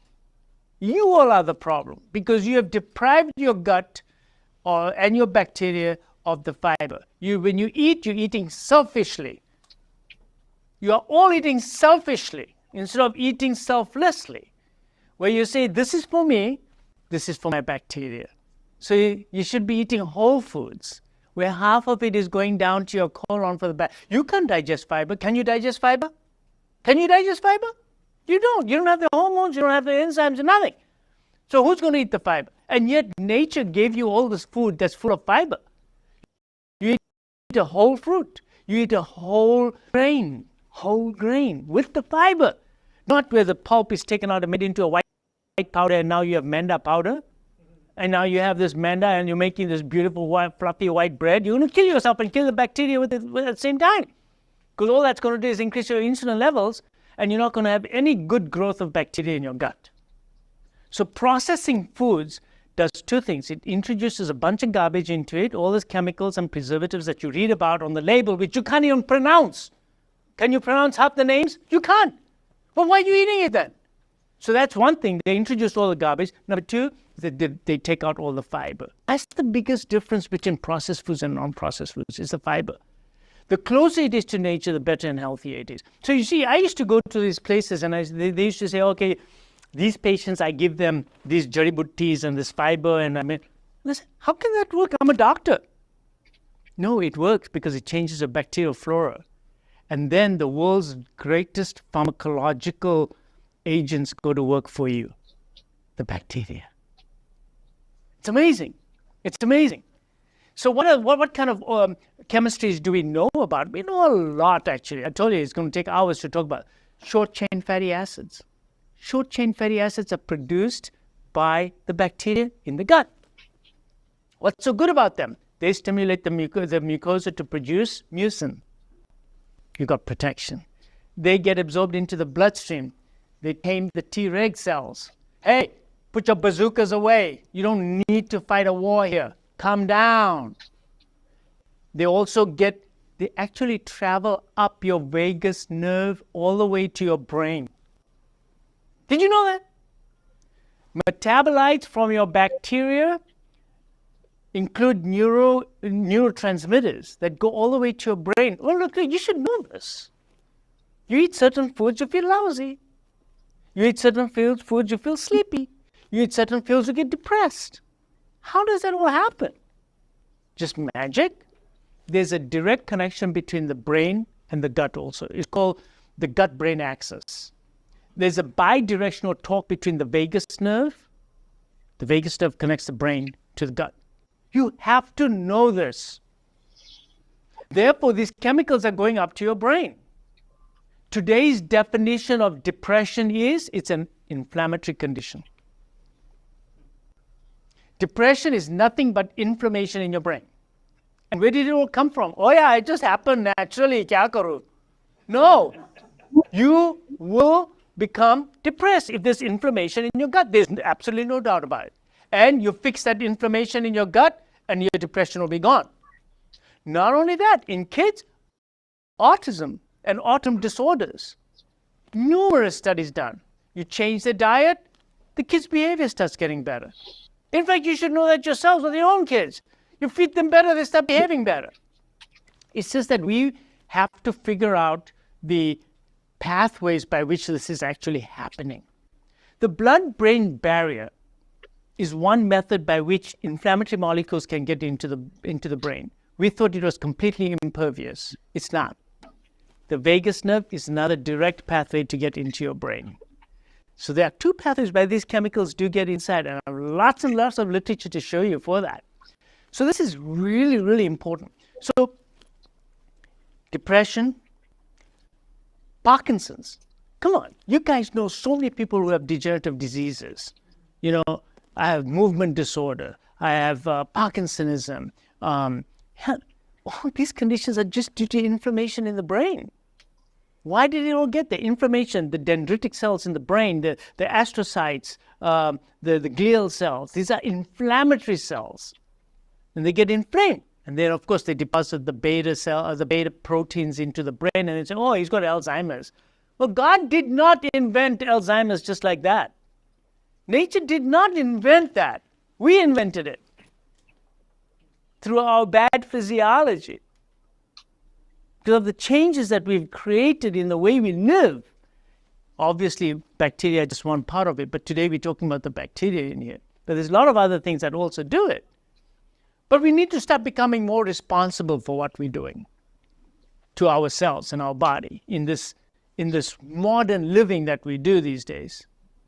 So these gut bacteria, I'm going to introduce to you now the cardiac part of it. There's a growing body of evidence that the bacterial products from your gut get into the bloodstream, and in the bloodstream, then they go to the liver, because all the blood drains to the liver, and it is the number one cause of fatty liver. I'm telling you right now, because not all of you are alcoholics, but I can tell you that at least 25% of you have fatty liver. And then if you go and see your doctor, they'll say, I don't know why you got a fatty liver. You don't drink alcohol, then why do you have a fatty liver? Oh, you don't have hepatitis C, why do you have a fatty liver? In my office, for the last 5 years, I've seen that every patient with a fatty liver has metabolic syndrome. And fatty liver is directly correlated to coronary artery disease. Inflammation, fatty liver. The other cause of fatty liver is, of course, what I already taught you all about, which is your insulin levels, right? If your insulin level is high, then all carbs get converted into fat in the liver. It's called de novo lipogenesis, and you get a fatty liver. But what we don't realize that if you don't have hyperinsulinemia, fatty liver is due to what I call metabolic endotoxemia. Metabolic endotoxemia, that means toxicity in the blood. Where? It's because things that shouldn't be getting into your bloodstream get into your bloodstream and cause toxicity. And that's it. And when I change their diet and I put them on my diet, and I do intermittent fasting, time-restricted feeding, and get rid of all processed foods and increase the fiber intake and give them fiber supplements as well, all of a sudden, fatty liver, they come back a year later. It does take about 6 months to a year. Fatty liver, gone. Or at least markedly improved. And fatty liver is now, known to also be a precursor to what is known as non-alcoholic fatty liver disease, and can lead to NASH and can lead to liver failure and then liver transplants. So why are we all getting fatty livers? So anyway, this endotoxemia is caused by the shells of the bacteria, which is called lipopolysaccharides. The lipopolysaccharides get into the bloodstream. Now, in your bloodstream, they can't just float around because these are terrorists, right? They can't float around. They're the bad stuff. They're bacterial products. So the LDL molecule grabs it. It displaces a cholesterol because it doesn't have room on it, right? It's a ship. It's carrying cholesterol. That's what lipoproteins are, LDL. It tosses off a cholesterol, hops on the LPS, and now it became a small, dense LDL. Got it? So LDL doesn't cause coronary artery disease. It's small, dense LDL. And small, dense LDL is created by metabolic endotoxemia, which is lipopolysaccharides getting into the bloodstream. Now this LDL particle, which has a terrorist sitting in it, is floating around and causes an immune reaction around the body. It gets oxidized. The endothelium sees it, it's got receptors for it, binds to it, macrophages come along, monocytes come along, and they attach themselves to it, they start grabbing it, they engulf the LDL particles, and they become foam cells. That's why when you look at plaque, you see fat in it. Well, of course the fat is liberated there because the LDL is there. But LDL just came along as a byproduct because it had grabbed the lipopolysaccharide. It's like it didn't cause the problem in the plaque. It carried the lipopolysaccharide. It carried a molecule that made it into a small, dense LDL, a different kind of LDL. So I just saw a patient this afternoon, for example, he had an LDL of 280. I didn't put the patient on a statin because it was all large, fluffy particles. There's no small LDL. So you don't need to be on a statin. You need smaller. So when I do a lipid panel, I'm looking for inflammation. And how do I know there's inflammation going on in this patient? He's got small, dense LDL. Triglyceride high, HDL is also running low. And they have small, dense LDL particles. So that's how plaque formation occurs. That is why, we've taken patients and given them a high fiber diet. We've changed the diet. We put them on this diet. Blood pressure go down. Sugars get better. Coronary artery disease stops. We never figured out the mechanisms of how this is happening. How? How does it happen? When I was a fellow, we used to say, oh yeah, fiber is really good for you. But nobody really knew why. They all thought fiber is good for you, so you have big poop. So what? You have big poop, you're going to live longer? No. Well, your longevity is related to your poop size? No, it's to do with the bacteria. And the more bacteria, of course, most of the weight, more than 50% of the weight of your poop is actually bacteria. So if you're not having a big bowel movement, yeah, you have a problem, but for a different reason. Not because you're not having big poop, it's because you're not having enough bacteria in your gut. So all of us who've come from abroad, for example, our waters were different, our environments were different, our bacterial exposures were different when we were growing up. I saw a guy today from Poland. He came here, he says, I only weighed 130 pounds when I came here. Then I went up to 190 within a matter of 2 years. So I said, what, you became a glutton? You started eating a whole pig at a time? He said, no, I didn't. How's this normal? I was just eating normal kind of foods. His bacteria changed completely. His metabolism changed. Of course, he ate some processed foods at the same time, and he didn't feed the right bacteria. He became completely metabolic, right? So I told him that you need to start eating ancestral foods. How about us? How about you? How about you?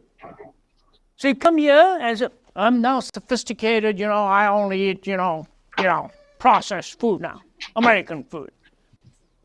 Yeah, you can do that. You can do that and see what your bacteria think of it.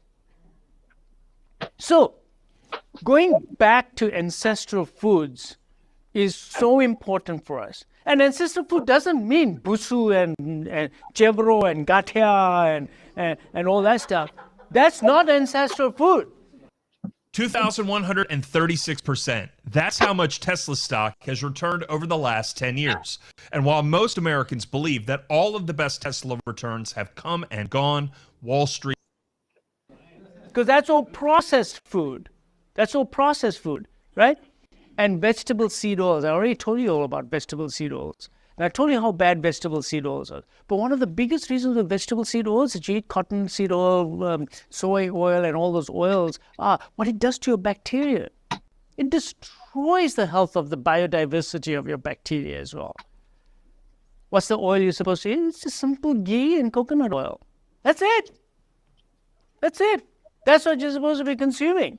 But we go for these vegetable seed oils instead. So now omega-6 is so high. Even the meat that we eat, for example, is full of omega-6. Omega-6 because the cows are supposed to eat grass. Instead, you give them corn and you give them soy. So now they become metabolic. So the cow is sick. He's an obese cow that's got metabolic syndrome. So while he's obese, slaughter him, you get more money for the weight, and you make more money. So we create sick animals, and then we eat them. And then we expect to be healthy as well. So anyway, that's just digression right there. So, the other thing is antibiotics. So they discovered in the 30s or 40s, that if you take some antibiotic and just give a small dose of antibiotic to the animals, all of a sudden they gain a lot of weight. Now, gaining weight is good for their business. Is it good for you? No, it's not. It's not good for you, right? Because that antibiotic that they're giving the animals creates metabolic syndrome in them because it changes their bioflora in their gut. And so you're creating these sick animals that have metabolic syndrome, and then we consume them. And then the antibiotics get into us as well. And of course, who doesn't take antibiotics, right? The average kid has 20 rounds of antibiotics before he's even 10 years old. That's your kids. And most of the time, 80% of the time, it's a virus. It's not even a bacterial infection. Oh, but the doctor has to be careful. You have inner ear infection. You got to be sure. It's all virus. When my kids grew up, my wife and I almost had a divorce over the kids. Because I would say they couldn't. It's a virus, leave it alone. It's suffering. So I said, so antibiotics are not going to help. I remember I gave 3 courses of antibiotics to 3 children. That means on average one course each, that's it. And today they're all healthy beings. They're all absolutely beautiful, intelligent kids.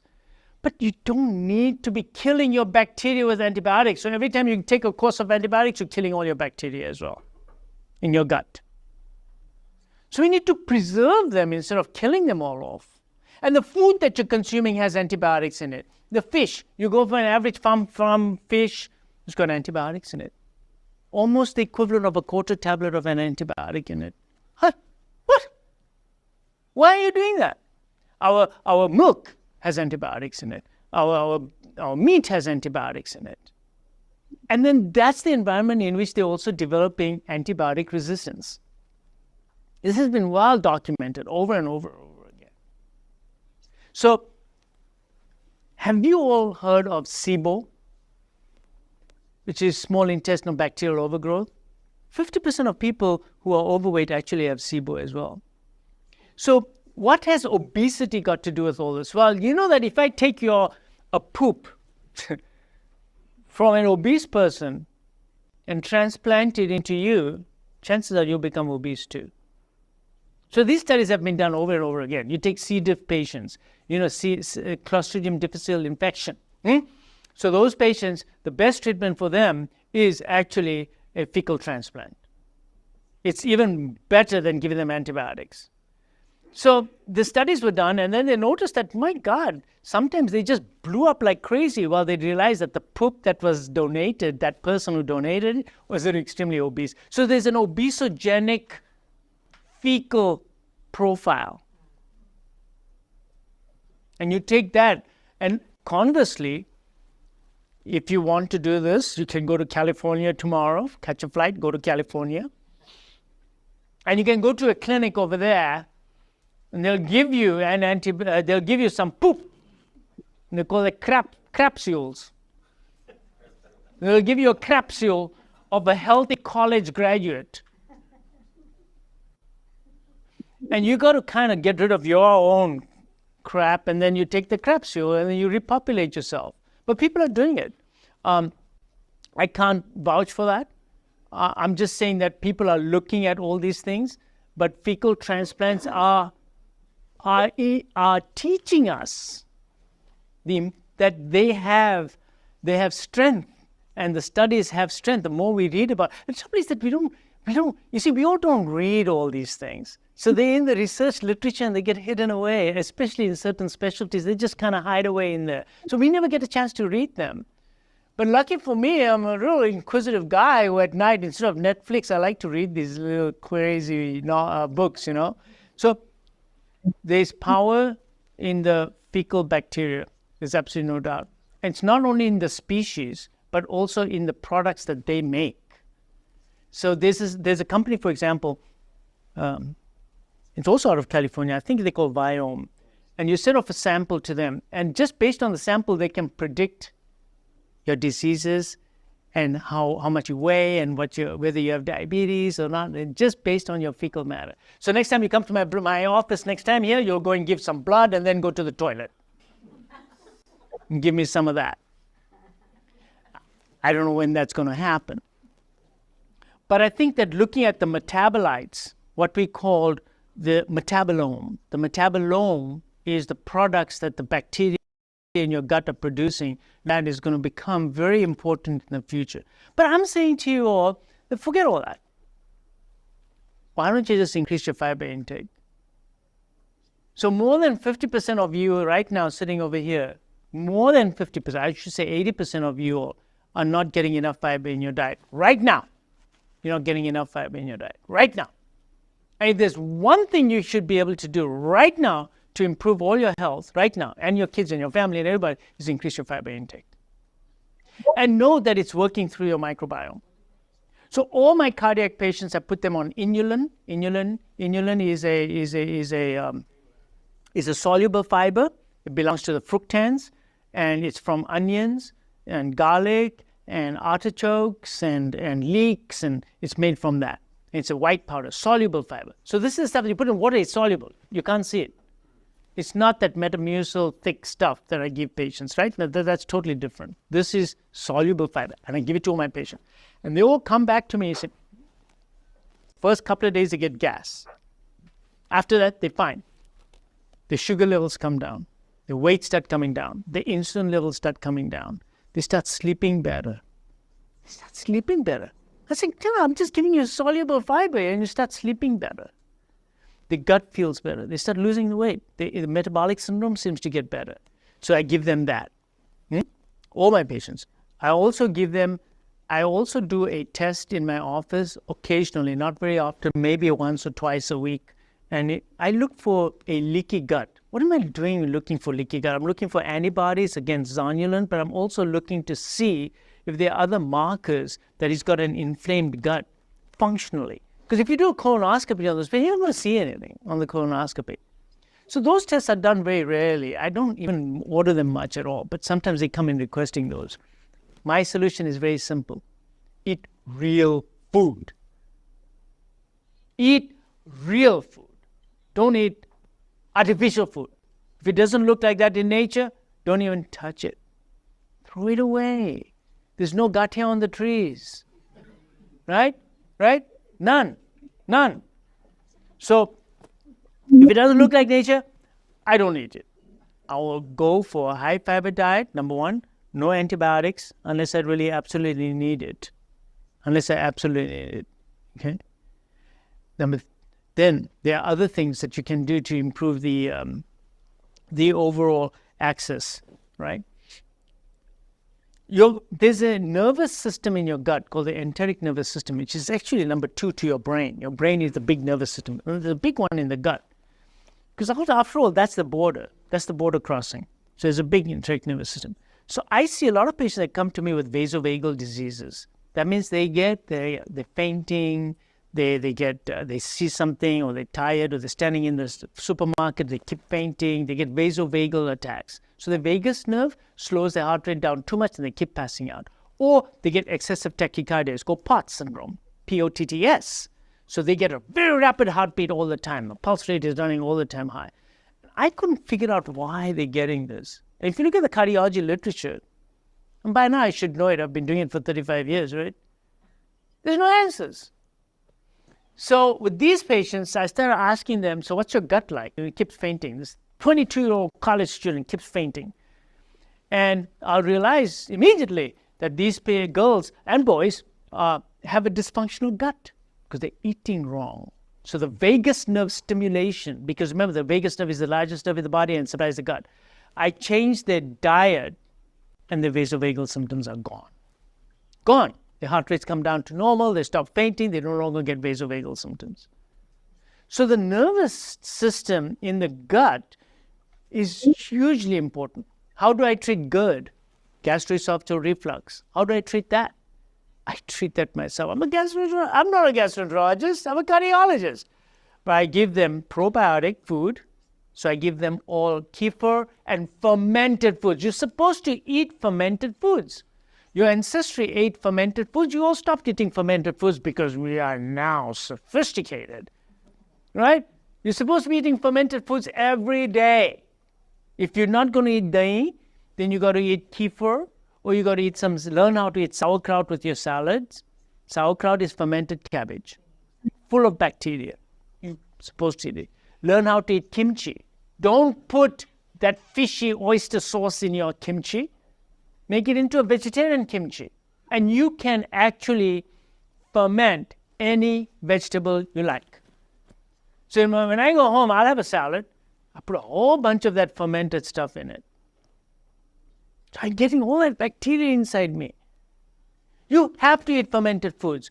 Every day you got to eat fermented foods. Because if you're not eating fermented foods, you're not doing your body a service. You have to do this every day. So I do that. So I'll have that. I'll have kefir. What are the fermented foods? So dahi, beer is a fermented food. Of course it is. But the trouble with beer is it also has alcohol. And the last time when there was a COVID outbreak in my office, we were all using alcohol to kill everything. So guess what? I'm killing everything inside. And then you're wondering why my gut bacteria is unhappy because you're throwing alcohol on top of them. So drinking alcohol is really deleterious. Studies now show, I used to say that it's okay to have one drink a day. Day by day, I think that 2 drinks a week is enough. Because otherwise, there's definite data to show that alcohol is very deleterious for your liver, for your gut. But also now, because of the gut bacteria, I'm really scared. Because you do destroy your gut bacteria with the alcohol intake. It sterilizes it. So you want to eat dahi, you want to eat kefir, if you don't like dahi, you want to eat sauerkraut, kimchi, kombucha. Kombucha is a nice fermented drink as well. Anything fermented. Fermented stuff is really good, except for the beer. So I take a salad, I put some sauerkraut in it, on top of it. Then I put balsamic vinegar and a little bit of olive oil. Now the olive oil, I got to tell you about olive oil, okay? This is all garbage. Olive oil is good for you, but not because it's olive oil. It's not the oil in it that is really good for you, because it is basically 50% monounsaturated fats. I've done all the analysis on this. It's 50% monounsaturated fats, and it is about 20% saturated. So it's got a mixture of the fats. It's not all monounsaturated. The real benefit of olive oil is the polyphenols. That's why you want extra virgin olive oil, because it has more polyphenols. So what are polyphenols?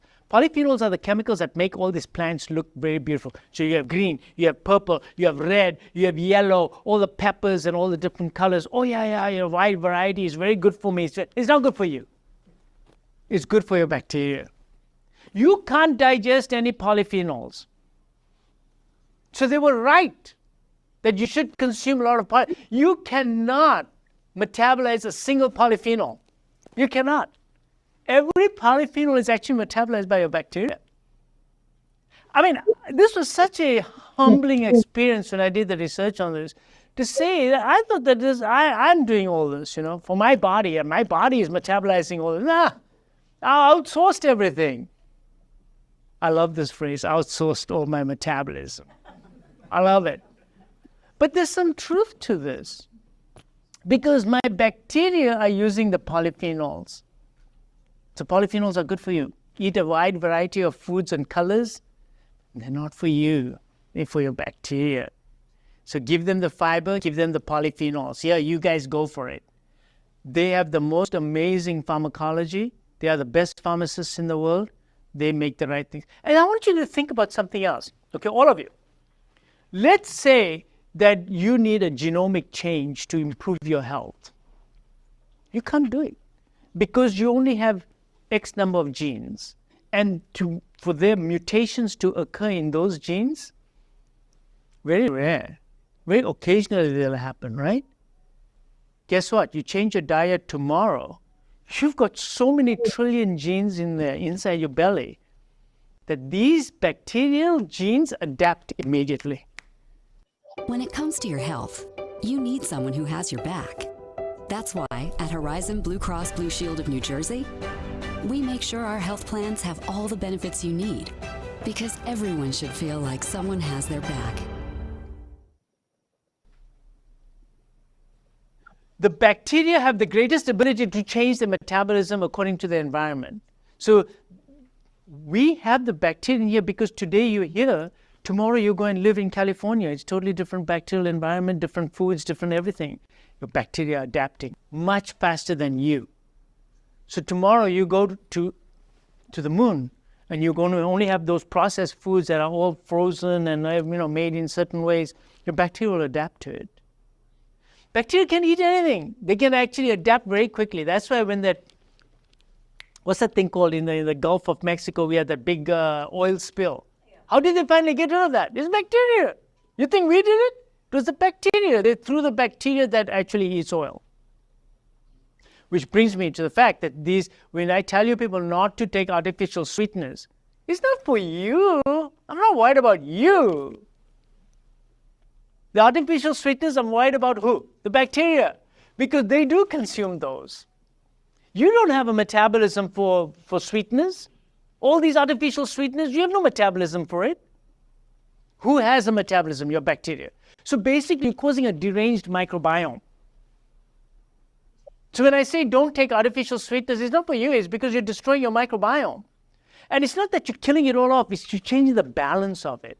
So if I told you there's 100 trillion bacteria in your gut, did you know that you have almost 400 trillion viruses in your gut? Did you know that?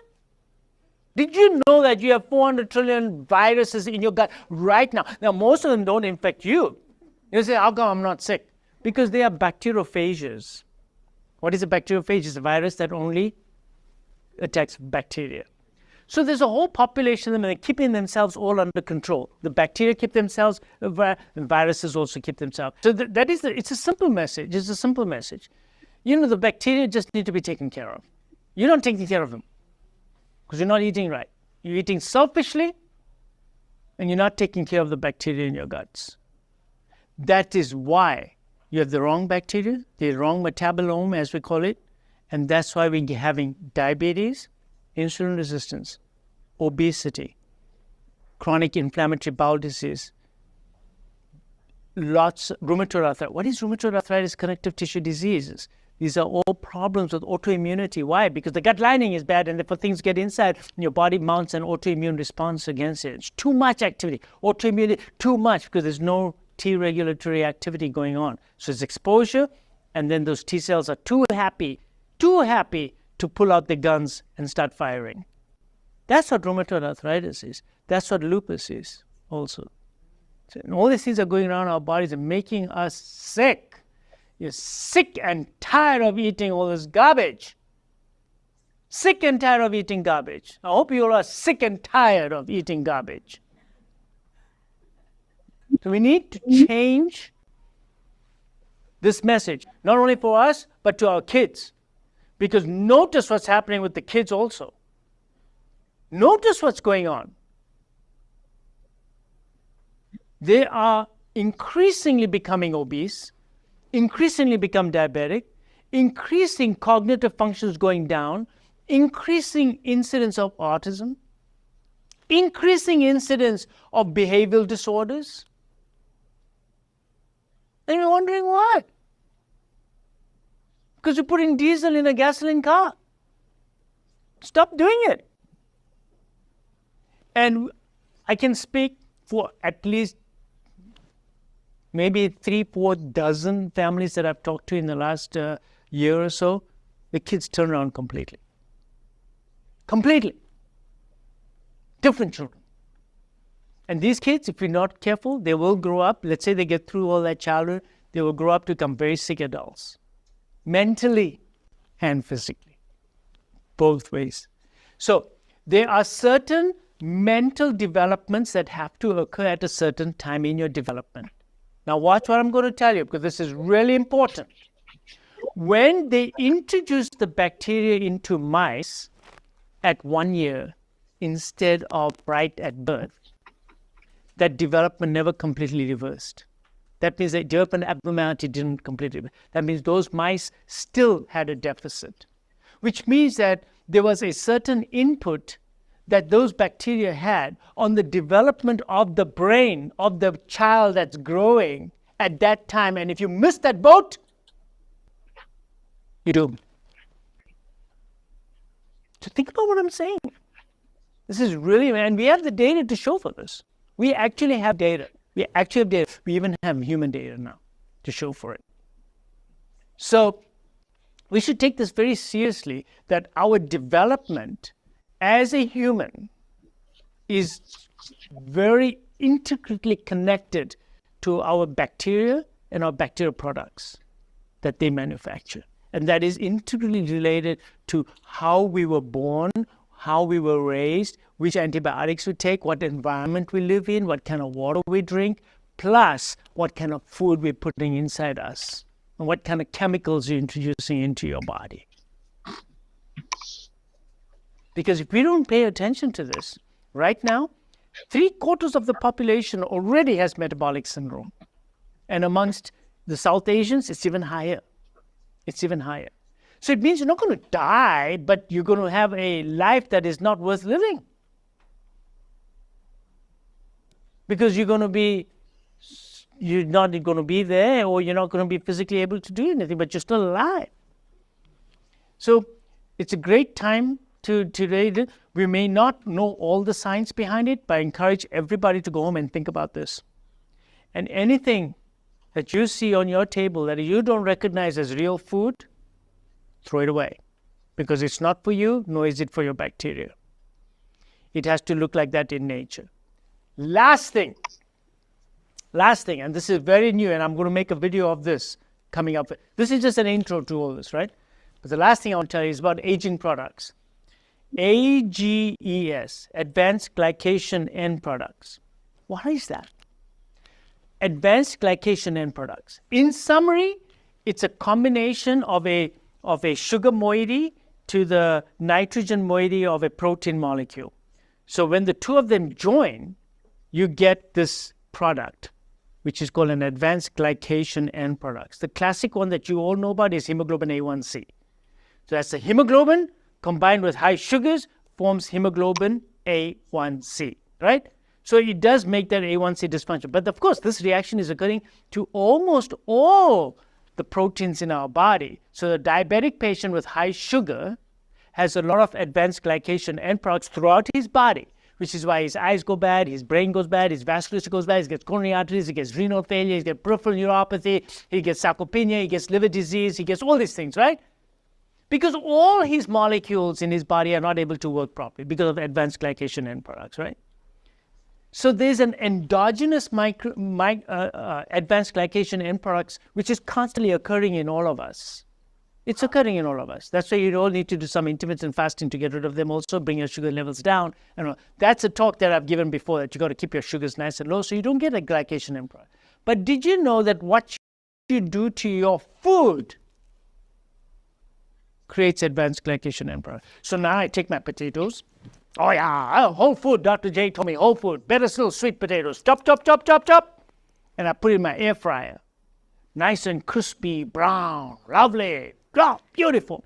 Full of advanced glycation end products. Why? Because dry. What's the message I'm telling you today? Dry, high heat causes advanced glycation end products.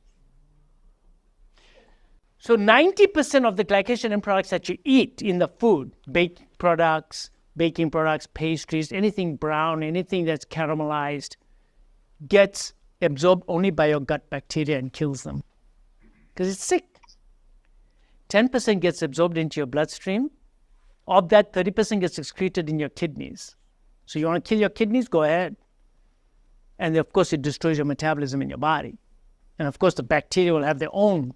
They are casualty right there because they're getting all that advanced glycation end products. So if you grill something, advanced glycation end products, heat it up really good in a pan, solid. Oh yeah, blackened. I want to say blackened. Yeah. So it's not only eating real food that looks like real food, it's also what you're doing to it. Because we just damn too smart. We're too smart for our own good. So we have air fryers and we have woks and we barbecue and we think it's a great life. So you take your meat and you caramelize it and you barbecue it, and you take your chicken and you put it on there, and you take your fish and you're overcooking it, and if, for that matter, even if you take your bindi and you make it all black and over fry your bindis, okra and all that stuff, right? What are you doing? You're creating advanced glycation input for what? You want to eat all that charred stuff and let your body deal with it and let your bacteria deal with it? No. The studies clearly show that you should be cooking food in a stew in water. What's the maximum temperature of water? Anybody? When it boils? 200 and something, right? That's it. And it's moist. Not only is it that, but our sastras also said that you have to put vinegar, you marinate the food in vinegar or lemon. And that causes less advanced glycation end products. So smart they were, that they knew that these reactions are inhibited.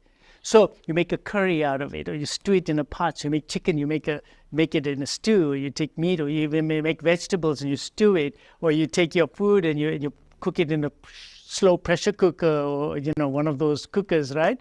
In moist heat. That's fine. You're also killing all the lectins. So you see, we never thought about this. That there's many ways to cook your food, and if you're destroying the food already, and then you're eating it, you're getting all this advanced glycation end product, and then you're wondering why you're sick. Oh, so I'm vegetarian. Yeah, but all the vegetarians are so sick. They have lack of omega-3, too much omega-6, lack of vitamin B12, not enough fiber because they're eating all the processed foods as well, right? And too much omega-6 because they have vegetable oils in everything.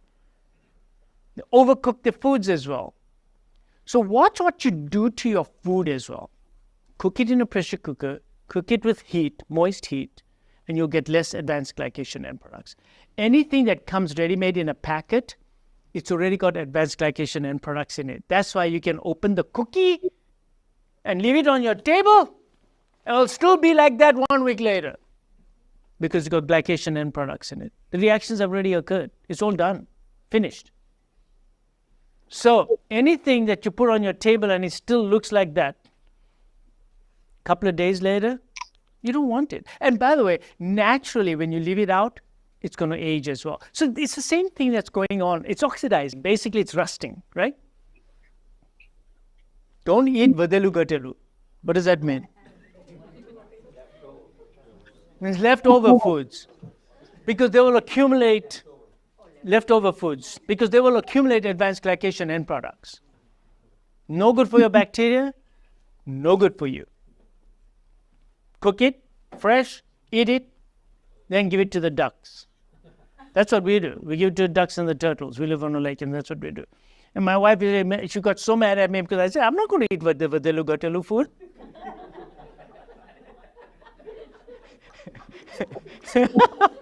That's exactly what I'm talking about. No, I don't eat any stale food. More than 24 hours, it's gone. Don't put it in the fridge. Don't reheat it for me. Don't reheat it. Don't put it in the microwave and reheat it. And by the way, you want to hear something interesting, which is what I learned. When you microwave food, you actually create less advanced glycation end products. Which is interesting because it's heating up the water inside it. So I looked into the mechanism of why is it that microwave food created less advanced glycation end product, because microwave only works with water in it. If there's water in the food, then it vibrates those particles and liberates the heat, and the radiant energy then heats up it. So it was very interesting. But so there's one good thing about microwave in general, but I warn you about something else about microwave. When you turn it on, walk at least 6-8 feet away. So you put it, you know how we go? We put it open, and we stand there waiting for it. Don't do that. You're just getting all that EMF on your body for what? Why are you doing that? But we all do it. We all do it. We all stand right. No, I put it in, I walk away from my microwave, 6-8 feet away, because I don't want all that unnecessary stuff. Yeah, but? You get the feeling of cooking. So anyway, that's all very interesting stuff. I hope you all enjoyed this, because what I want to just send off a message to you all is get back to thinking about your gut bacteria. Eat more fiber in your diet. No matter what you do, you're not getting enough fiber in your food. So supplement it with some fiber. I give my patients inulin plus FOS, which is a white powder. I give it to all my patients, cardiac patients. And you know what? Blood pressures are coming down. I kid you not, their sugars are coming down. They feel so much better. I fix their gut, and all of a sudden they come in and say, "Doc, I feel so great." And I said, "I didn't fix your gut. I'm not a gastroenterologist." But what I think I did is I changed the metabolism. And I changed the metabolome, the products from the gut, and the bacteria. I've definitely changed it. And this is my own personal experience, and then I did all the research behind it because I couldn't figure it out. So I did my own research on this and came up with this thing that, oh my God, the gut bacteria is huge. There are a lot of books on the microbiome. It's called The Microbiome. I encourage you all to read those books. There's lots of them. Read about it, and you'll realize it's very empowering. You'll feel fantastic, and your kids, your family, your parents will really appreciate it. So eat real food. Eat it in a more natural form. Don't overcook it. Don't kill it. And eat it while it's fresh. And eat infrequently, so you get your gut bacteria a chance to heal. So intermittent fasting, so good. And I figured, now, is it just the hormonal effect? That why are these patients feeling so good and coming back and feel amazing, and the weight loss is so good on intermittent fasting? And the more I read, I realized that some of that's because you're changing the bacterial flora. You change the bacterial flora in your gut when you do intermittent fasting, because the bile salts don't get secreted, first of all, because the gallbladder is not contracting, plus you're not putting sugars in there. So your entire bacterial flora in your gut changes when you are fasting. See how fast, because what's the half-life of a bacterium? Half-life, where's my microbiologist? Huh? They're 24 to 48 hours, and then they die. So when you even fast for 24 hours, your microbiome is now completely different from, well, not completely, but markedly different than what your microbiome was before you did your fasting. Do you all understand what fasting is doing? It's changing you hormonally, it's changing your microbiome inside also. It's changing it completely. So that's why fasting is so helpful. It does more than just simply do the hormonal things which I talk about. It's changing your microbiome as well. Another thing I want to tell you about, your microbiome is so damn intelligent that there's a thing called metabolic jet lag, and there's jet lag itself. It has its own circadian cycle as well. It has its own cells. We live here, then we go down, then we lose. And what do? We eat at night. 11 o'clock at night, we come home. Okay, yesterday there was a big katha going on, right? So I came home and it was really late. I didn't eat over there. And then I come home and they want to eat at 11 o'clock at night. I say, ye bhi koi time hai? You can't eat at 11 o'clock at night. You cannot eat at 11 o'clock at night. Because your hormones are not ready, your bacteria are not ready either. You've got to go with the circadian pattern. Best time to eat, by the way, as far as your bacteria and your hormones are concerned, is lunchtime. That's the best time to eat. That's the best time. And then in the evening, just have a small snack. And then try to have at least minimum, for healthy people, at least 12 hours of fasting every day. 12 hours where you have no calories in whatsoever, only water, right? Water and black tea, black coffee, and don't break your fast. And those who have a problem, then you go to 8 hours, right? 8-hour window for eating. And if you have a real problem, 6 hours. And if you have a real problem, come see me. I'll make you fast for 3 days. Yeah. So I got numbered about 4 or 5 patients right now. They're doing a 3-day water fast.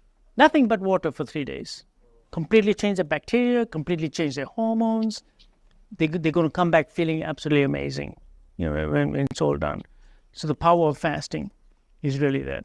So think about when you're eating, what you're eating, how you're eating is also important. Sit down and eat. Don't stand and run around and drive, Coke in one hand, a burger on this hand. Oh, by the way, today on a burger, I got to tell you about the burger story. I told this guy, he almost fainted. So I said, you're eating burgers. He said, yeah, I eat burgers, but I go to good places. I said, did you know that the meat that's in your burger came from about 100 different cows?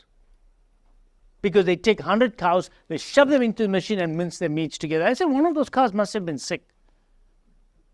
So if I gave you meat from 100 different cows, would you eat it? No. And it just got his brain spinning. I mean, by the time he left, that guy was like spinning in his... But I think that we got to think about what we're eating, how we're eating. And I think it's very important we take it for granted. But let food be thy medicine. Hippocrates said that. And let's take it seriously. We all know it. It's just that we don't take it seriously. Take it seriously. Let food be thy medicine. Thank you all very much. Thanks. Bye.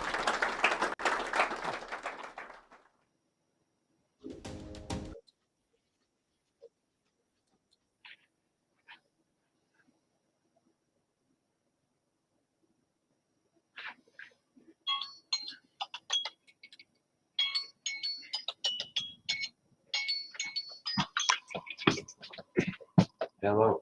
Chinese food? Okay, I'll be right down.